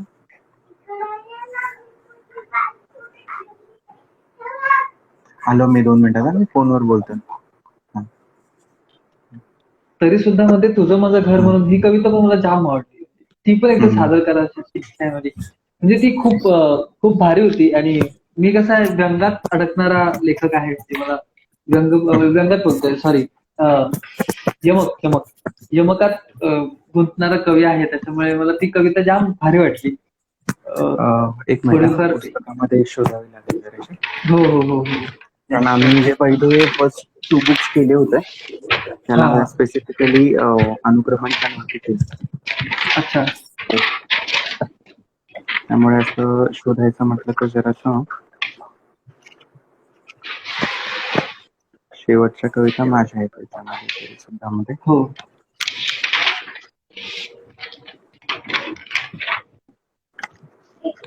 शोधता शोधता एक प्रश्न विचारतो मी. मध्ये तू एक पत्र लिहिलेलं.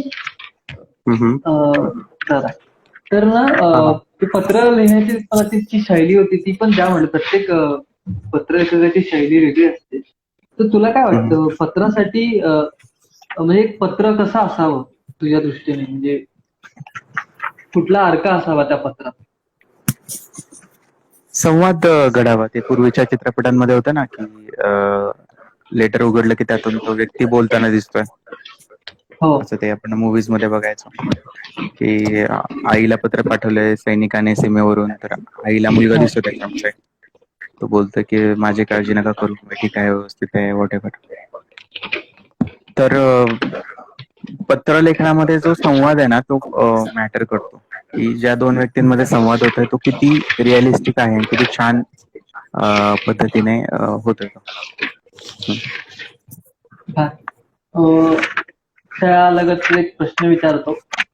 तोपर्यंत आपण वाटतं वेळेचं पण बंधन आहे आपल्याला, थोड्या वेळाने हे ऑटोमॅटिक बंद होईल.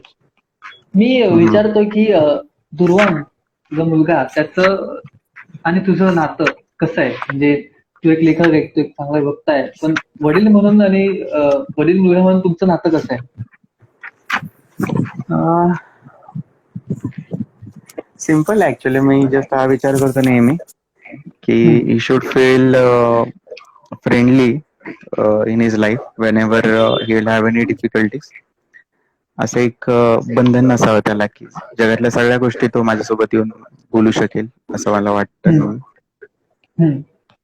असंच मी प्रयत्न करतो की, आणि प्लस मला कुठली माझी फिलॉसॉफी त्याच्यावरती फोर्स करायची नाहीये.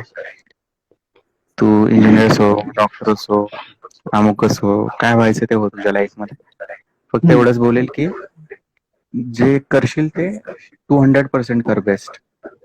हम्म. तू जर बोललास की मला गायक व्हायचंय, तर मी म्हणेल की जगातले सगळ्यात बेस्ट टीचर्स मी तुला पर्यंत पोहोचवण्याचा प्रयत्न करेल शिक्षण घेण्यासाठी. कुठेही कमी पडू नको, पूर्ण कष्ट घे आणि प्रयत्न कर. आणि प्लस उद्या समजा मला जास्त लोक जरी ओळखत असतील तरी पण मी तुला कुठलाही गेट पास देणार नाही की तू इकडून ये. मग जिथे सामान्य माणूस संघर्ष करत असेल लाईन मधून, त्या लाईन मधूनच तुला यावं लागेल. You will have to prove your potential. Yes. मी कुठलाही बायस तुला देणार नाही की मी तुला ओळखतो म्हणून मी असं करतो. This thing will not happen from my side.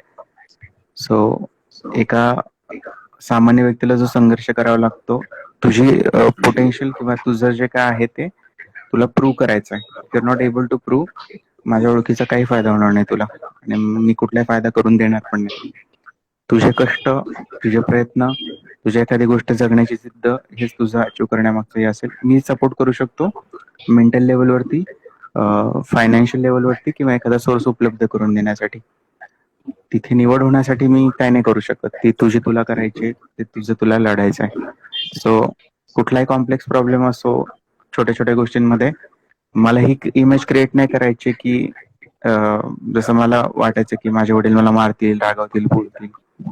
माणसाकडून चुका घडतात, प्रश्न पडतात, त्याला वेगवेगळ्या वयाचे वेगवेगळे चॅलेंजेस असतात. पहिल्यांदा त्याने मला येऊन विचारावं त्याच्या फ्रेंडच्या आधी, अरे असं असं झालंय, मी काय करू याच्यावरती. आपण बसून डिस्कस करूयात, काय बघूयात. तेवढं पारदर्शक आणि तेवढी एज असावी, असाच माझा नेहमी प्रयत्न राहील. ठीक. खूप छान. ऍक्च्युली तू जी छान. कविता बोलतोय ना, मला असं वाटतं ती स्नेहाने लिहिलेली असेल. कारण त्याच्यामध्ये ना 75 पोएम्स होत्या. 25 स्नेहाच्या, 25 हो. निशांच्या आणि हो. 25 कविता माझ्या होत्या. सो आय थिंक मला असं वाटतं ती कविता स्नेहाने लिहिलेली असेल, ती तुझं माझं घर जे आहे ना. ओके. ऍक्च्युली कसं आहे माहितीये का, मी ते पुस्तक वाचलं ना, अनेक अशा कविता म्हणजे त्या कवितांच्या खाली लेखकाचं नाव म्हणजे कविता नावच नाहीये. त्या सलग अशा लिहिलेल्या आहेत. हो, म्हणजे फक्त पहिल्या फ्रंट पेज 25 वरती. पहिल्या 25 कविता ऍक्च्युली स्नेहाच्या आहेत. त्याच्यानंतर एक पान येतं, हम्म. त्याच्यावरती त्याचं मनोगत आहे पुढच्या कवीचं. मग त्याच्या 25 कविता आहेत आणि मग शेवटच्या कवीच्या मनोगत येतं, मग त्याच्या 25 कविता आहेत. सो बेसिकली त्या पुस्तकामध्ये शेवटच्या 25 कविता माझ्या आहेत, मधल्या 25 कविता निशांच्या आहेत आणि पहिल्या हो. 25 कविता आहेत स्नेहाच्या आहेत. हो. ओके. मग आपण असं करूया, तू आता नुकतीच लिहिलेली एक कविता सादर कर. नुकतीच लिहिलेली कविता मोबाईल मध्ये माझ्या दुसऱ्या, एक मिनिट. ओके.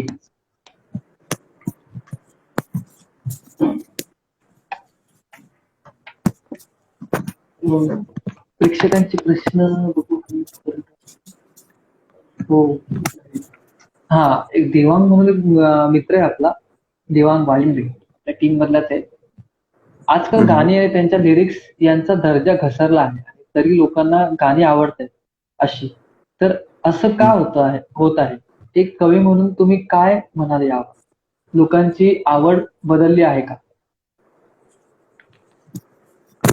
हा, म्हणजे सगळेच जण एकदम विचार करणारे नसतात शब्दांविषयी, अर्थांविषयी, भावार्थांविषयी. प्रत्येक जण तेवढ्या डेप्थ मध्ये जात नाही प्रत्येक गोष्टीच्या. त्यामुळे साध्या सोप्या भाषेमध्ये एखादं गाणं लिहून ते लाईक यु नो प्रेझेंट करणं डिफिकल्ट टास्क असते. अवघड शब्द न वापरता सिंपल फिलॉसॉफी ठेवून. म्हणजे आता गाणं याच्यामध्ये ती सध्या काय करते मध्ये, कितीदा नव्याने तुला आठवावे, खूप साध्या सिंपल वर्डिंग मध्ये ते गाणं आहे, पण मनाला एकदम ते स्पर्श करून जातं. आणि इतर वेळेस मोस्ट ऑफ आपला जे हे आहे, मोबाईल आहे किंवा टीव्ही आहे, हे एंटरटेनमेंटचं जास्त साधन बनलेलं आहे. लोक स्ट्रेसफुल एन्व्हायरमेंट म्हणून येतात ऑफिस मधून, इकडून तिकडून तिकडून, त्यांना जास्त बर्डन नको असतो. भावार्थ त्यांना समजून घ्यायला वेळ नसतो. काहीतरी उडतं थिरकता आलं पाहिजे समोर, आणि ते छान दिसतंय, त्याच्यात 10 जण नाचतायत, पुढे एक हिरोईन आहे ती छान छान दिसते वगैरे वगैरे. टिपिकल पॅटर्न सेट आहे त्यांचं सगळं. तर मे बी लाईक, आणि कसं आहे की क्राऊड आपण डिस्टिंग्विश नाही करू शकत त्याच्यामध्ये की अ, कोण बघताय ऍक्च्युली ते डिस्टिंग्विश नाही करू शकत आपण. त्यामुळे त्या बेसिसवरती हिट किंवा फ्लॉप ठरवणं फार डिफिकल्ट आहे. Views is not a parameter of judging success of that song. Okay. त्यात किती अर्थ आहे, किती बाकी गोष्टी ते डेफिनेटली मॅटर करतं, पण सगळेच जण ह्याचा विचार करत नाहीत. ओके. पुढचा एक प्रश्न आहे की फिल्मची पटकथा लिहिण्याची संधी मिळाली तर कोणत्या विषयावर लिहाल?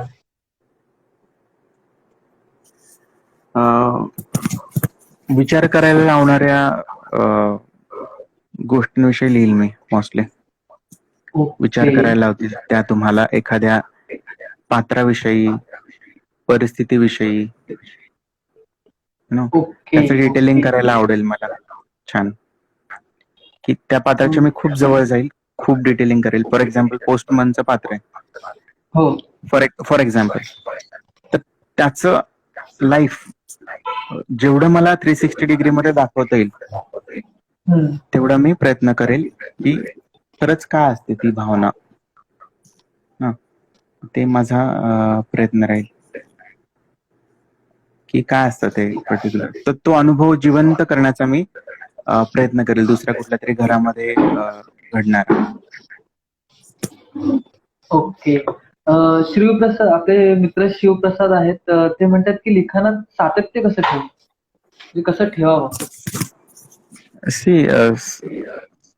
सतत सातत्याने काहीतरी लिहिण्याचा प्रयत्न करायला पाहिजे, तरच सातत्य राहू शकतं. रोज काहीतरी लिहायचं, प्रयत्न करायचा. असं नाही की रोज लिहिलं एकदम परफेक्टच आहे, पण प्रयत्न करत राहायचा. जसं मी प्रयत्न करतो, मी नेहमी सांगतो की मी पेजवरती खूप विषयांविषयी बोलत असतो. आता काल मी सगळ्याच्या काय पोस्ट टाकल्या त्या मेडिकल सायन्स विषयीच्या आहेत. लिहिणं आलंच ना मला त्या सगळ्या, त्याच्यासाठी अभ्यास करणं आलंच ना, वाचणं आलंच ना.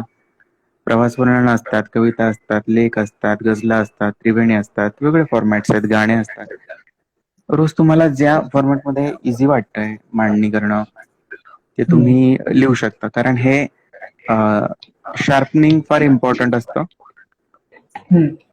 सातत्याने काहीतरी करत राहणं, ट्राय करत राहणं, मग ते होत जातं. त्यातूनच तुम्हाला एक सूर असतो. फॉर एक्झाम्पल, तुम्ही पहिल्यांदा ज्यावेळेस तबला शिकायला जाता त्यावेळेस तुम्ही जर तबला शिकत असाल तुम्हाला ना सूर देणार, नाची फक्त प्रॅक्टिस कर. मग तुम्हाला धा कसा वाजवायचा आहे, धी कसा वाजवायचा आहे, आणि मग दादरा, मग येणार धातिन्ना धातिन्ना धातिन्ना धातिन्ना, मग केरवा दागिना तिना कधीन दागिना तिना कधीन, हळूहळू. आणि मग तुम्ही पहिल्यांदा फार कॉन्शियस असणार की नाव व्यवस्थित वाचतं की दागिना ते होते की नाही. नंतर ज्यावेळेस तुमची सवय झाली, तर तुमची एक लय बनली, तर नॅचरली तुम्ही अगदी त्याच्याकडे न बघता, जसं तुम्ही पहिल्यांदा सायकल शिकताना खूप कॉन्शियस होता पडतोय की काय नंतर, ज्यावेळेस तुमची खूप प्रॅक्टिस झाली त्यावेळेस तुम्ही अगदी हात सोडून आरामात चालू शकता. सो कलेचंही तसंच आहे, जितकं तुम्ही त्याच्यामध्ये इन्व्हॉल्व्ह होत जाल तितकी तुम्हाला सहजता प्राप्त होत जाईल लॉंग टर्म मध्ये. ओके.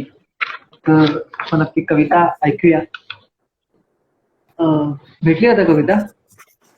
एक रिसेंटली लिहिलेली कविता आहे, ती मी वाचतोय. समजून उमजून समजेना नजरेची तव भाषा, कशी आभाळा लागली भल्या पहाटे आशा. आभासांच्या वेलीवर झुलून थकला चंद्र, मनात अन ओठांवर त्याच्या तुझा आर्जवी मंत्र.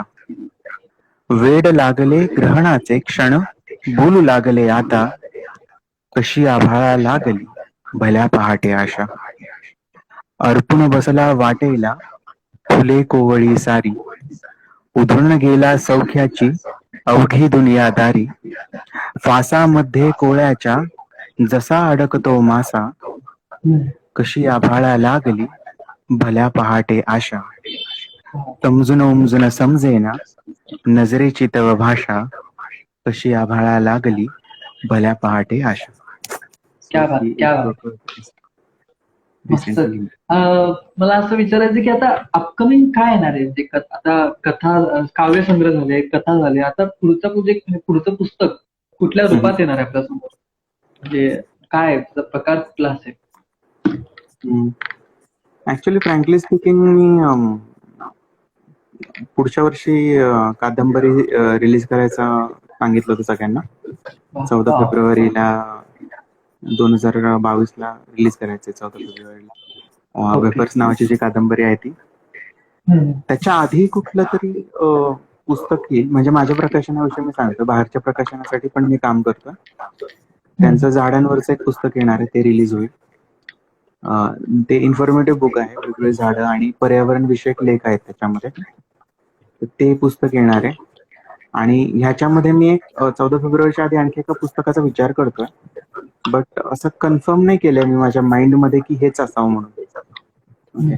2-3 गोष्टी आहेत डोक्यामध्ये, की एक थॉट्सचं करावं का, जसं वपुर्झा आहे तसं मी खूप असे छोटे छोटे लिहून ठेवलेत पोस्ट. त्या सगळ्या क्लब करून एक पुस्तक करावं का, हा एक विचार आहे डोक्यामध्ये. रिसेंटली मी काही भयकथांचं लिस्टिंग केलंय. आता ह्या MSRDSAT मध्ये ऍक्च्युली लघुकथा होत्या, शॉर्ट मध्ये संपणार होत्या.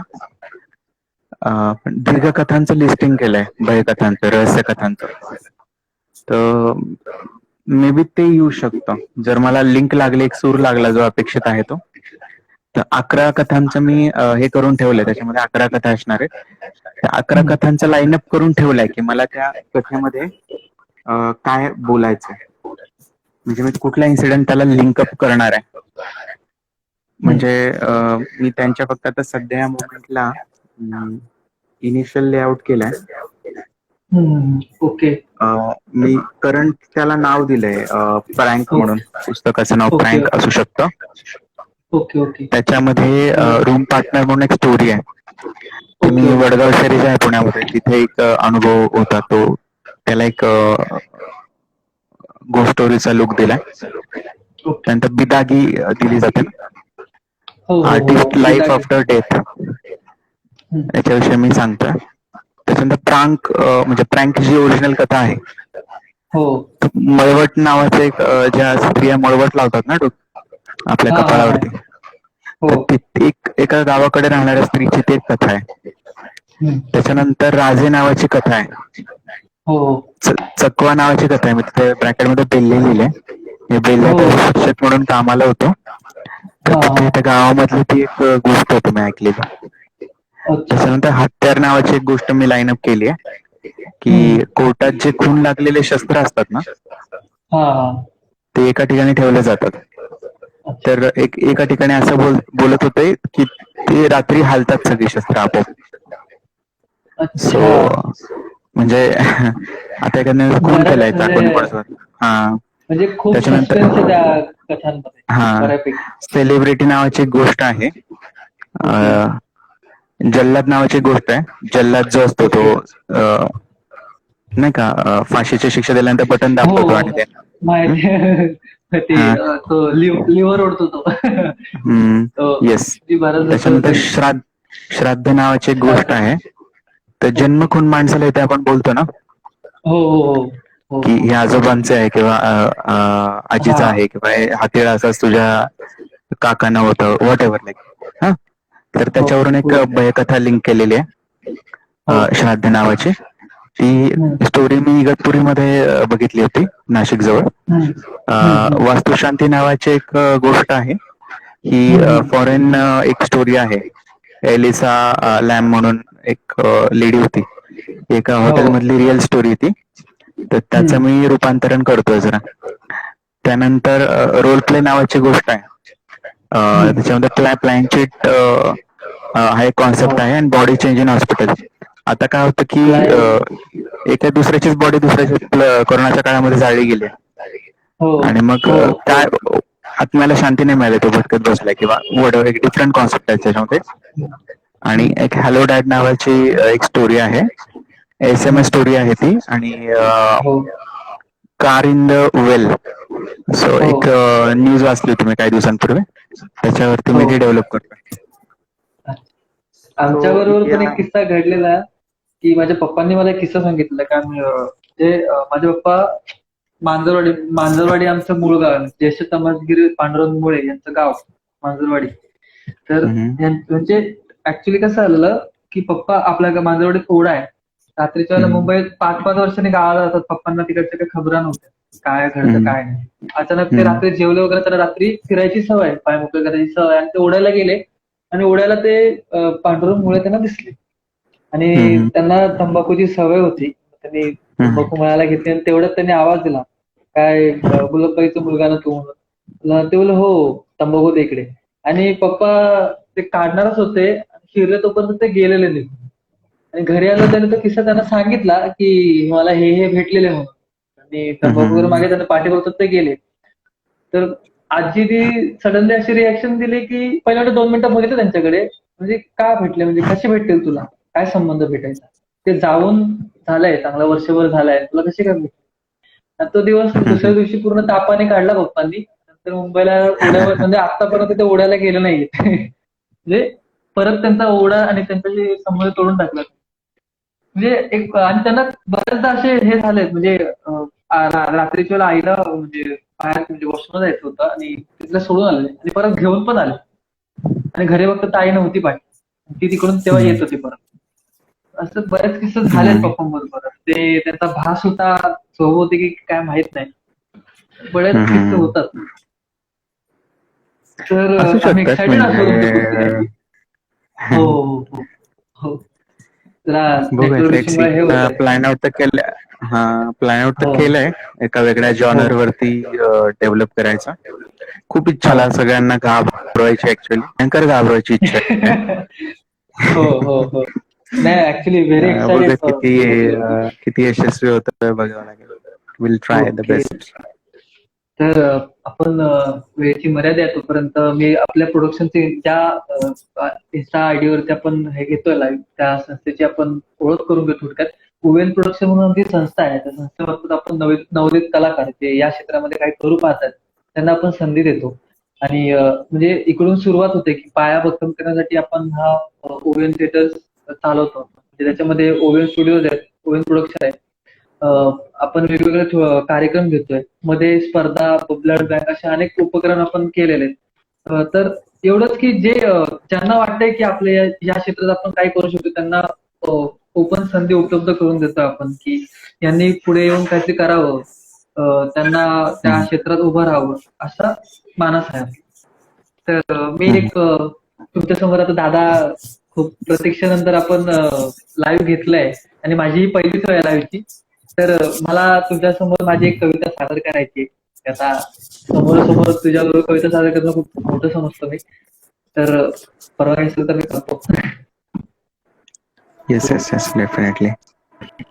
कवितेचं माझा नाव आवाज येतोय तुला? ऍक्च्युली तुझा व्हिडिओ पॉज झालाय. तुझा आपल्या दोघांचे आवाज येतोय व्यवस्थित. दोघांचे व्हिडिओ कॉल झाले, ऑडिओवरती चालू आहे लाईव्ह. तेच म्हटलं हे नेटवर्कचा पण इश्यू होता. आकाशवाणीचं इंस्टाग्राम केंद्र झालंय, फक्त रेडिओ सारखं तुम्ही ऐकू शकता. हो. आकाशवाणी केंद्र चालू आहे. तर मी लवकरच माझी कविता सादर करतो आणि आपण अशा प्रकारे कवितेच्या स्वप्नांच्या धरतीत. तर माझ्या स्वप्नांच्या धरतीत थाटले घर मी कौलारू. माझ्या स्वप्नांच्या धरतीत थाटले घर मी कौलारू. घरी भावनांचा झोपाळा चल त्याची दोर सांग. थाटले मृगजळाचे अंगण, थाटले मृगजळाचे अंगण, मनी तू न येण्याचे आंदोलन. किती त्या वेलींना मी सांगू, किती ग स्वतःच सांभाळू. कधी त्या पाऊल वाटांनी अशी तू अचानक चालत येते. कधी त्या पाऊल वाटांनी अशी तू अचानक चालत येते. करते तू स्पर्श वेलींना, कसा मी माझा अनुराग सांभाळू. किती आठवणींना कवटाळू, किती ते तुझे नसणे फेटाळू. वाढत्या माझ्या स्पंदनांचा कसा तो आवेग सांभाळू. तू अशी स्वप्नात आल्यावर कसा स्वतः तू अशी स्वप्नात आल्यावर कसा स्वतः मी बांधू. तुला पाहताच कवटाळू केसांना हातात न्याहाळू. की तुला रोखून पाहताना आकांत. मनी भडीमार प्रश्नांचा तुझा प्रश्न कसा टाळू. मनी भडीमार प्रश्नांचा तुझा प्रश्न कसा टाळू. देहाने हार मानली आता, मनाची कशी बाजू सांभाळू, पुन्हा का प्रश्न हम्म. मिटाळू माझे ते स्वप्न मी जाळू, पुन्हा का प्रश्न मिटाळू माझे ते स्वप्न मी जाळू, पाहू ते सर्व तू आल्यावर, आधी स्वप्नातल्या तुला सांभाळू, माझ्या स्वप्नांच्या धरतीत ठाकले घर मी कौलारू, घरी भावनांचा झोपाळा सध्याची डोर सांभाळू. ही कविता होती थोडक्यात. छान आहे, आणि छान आहे, मला मस्त आहे. स्वप्नाचा हो झोपाळा आणि जे हो घर आहे, आय होप हो whatever you are imagining, most of it you नक्कीच. will experience in your life at some point of time yes for sure. Yes yes for sure. आणि दादा मला नक्कीच तुम्ही अंतर्गत करून कार्यक्रम घेता, लाईट कॅमेरा करता, मला पण कधी संधी भेटली तर सांगा. म्हणजे आमचं प्रोडक्शन तयार आहे, बरेच जण आहेत लिहिणार, तर आम्ही तो कार्यक्रम हम्म. अटेंड करण्यासाठी उत्सुक आहे. नक्कीच लवकरच लॉकडाऊन हटायची हे करतोय, कारण की पुण्यात बरेच कार्यक्रम होतात आणि बरेच मंच आहेत जे कवितेसाठी उपलब्ध आहेत. तर आम्ही नक्कीच ट्राय करू की तिथे भेट देण्यात, आणि नक्कीच मला तुला भेटायचं आहे. मी बरेच दिवस बघतोय आणि नेमकं तो त्या गावचा आहे, कधी गावाला आला तर नक्की सांग. आणि आजच्या सेशन Yes. बद्दल मी तुझा खूप आभारी आहे. तू वेळात वेळ काढून आलास आणि आपल्या प्रेक्षकांशी संवाद साधला. तर त्यासाठी खूप खूप थँक्यू. आणि खूप बरं वाटलं त्याशी बोलून. खूप दिवस आपण इन्स्टाद्वारे आणि त्या एका गोष्टीची अजून टाकली, तू प्रत्येक मेसेजला तुझा रिप्लाय असतो. खूप गोष्ट खूप चांगली वाटते, आपण कसं वाटतं. त्यासाठी तुझे खूप धन्यवाद. मला त्या बघितलं खूप मेसेज रिप्लाय मला खूप छान वाटतं ते. आणि एक चांगला व्यक्ती जोडला गेला याचा पण खूप आनंद आहे. आणि अशी संधी भेटली तर पुन्हा एकदा आपण नक्कीच लाईव्ह घेऊ, पुन्हा एकदा एक मुक्त संवाद करू. तर आपल्या प्रेक्षकांनी पण खूप चांगला प्रतिसाद दिला, त्यांचे पण मी आभार मानतो. आणि त्यांनी मला ही संधी उपलब्ध करून दिली. अमोक पिसाळ आणि प्रोडक्शन हेड अमोक पिसाळ आणि production founder member Amok Savji यांचे मी खूप आभार मानतो. आणि या प्रकारे हे सेशन संपवतो. Thank you so much. बाय दादा. Yes yes. No worries. आणखीन जर कोणाचा काही प्रश्न राहिला असेल तर मला ओके ओके नंतर विचारू शकता. Okay okay. शक्यतो प्रश्न एक विश्व पद्मा म्हणून एक आहे, तिने मला 3दा 4दा पिन केलाय की hello Shrikant sir please check out my page. Vishwa Padma म्हणून आहे. बरे प्रश्न तर आपण कव्हर केलेले. तिने फॉरेवर सर काय काम असेल तर सांगा प्लीज, तुमचं काय काम चांगलं आहे. चांगलं आहे. Okay okay. फॉरेवर 27 सांगितलंय. ओके. बाकी विश्व पद्मा यांच्या पेजला तुम्ही भेट द्यावी असं. तर बालाजी शिक्षक साखरे प्रतीक्षा. ओके. बाकी पुढे ते कमेंट्स नाहीयेत. सो ते सेफ. चालेल, काळजी घ्या. हो काळजी घ्या. आणि खरंच खूप बरं वाटलं. आणि पहिली वेळ जर काय चुकलं वगैरे असेल तर जरा समजून घ्या. पुढच्या वेळेला तयारी. ओके. ओके.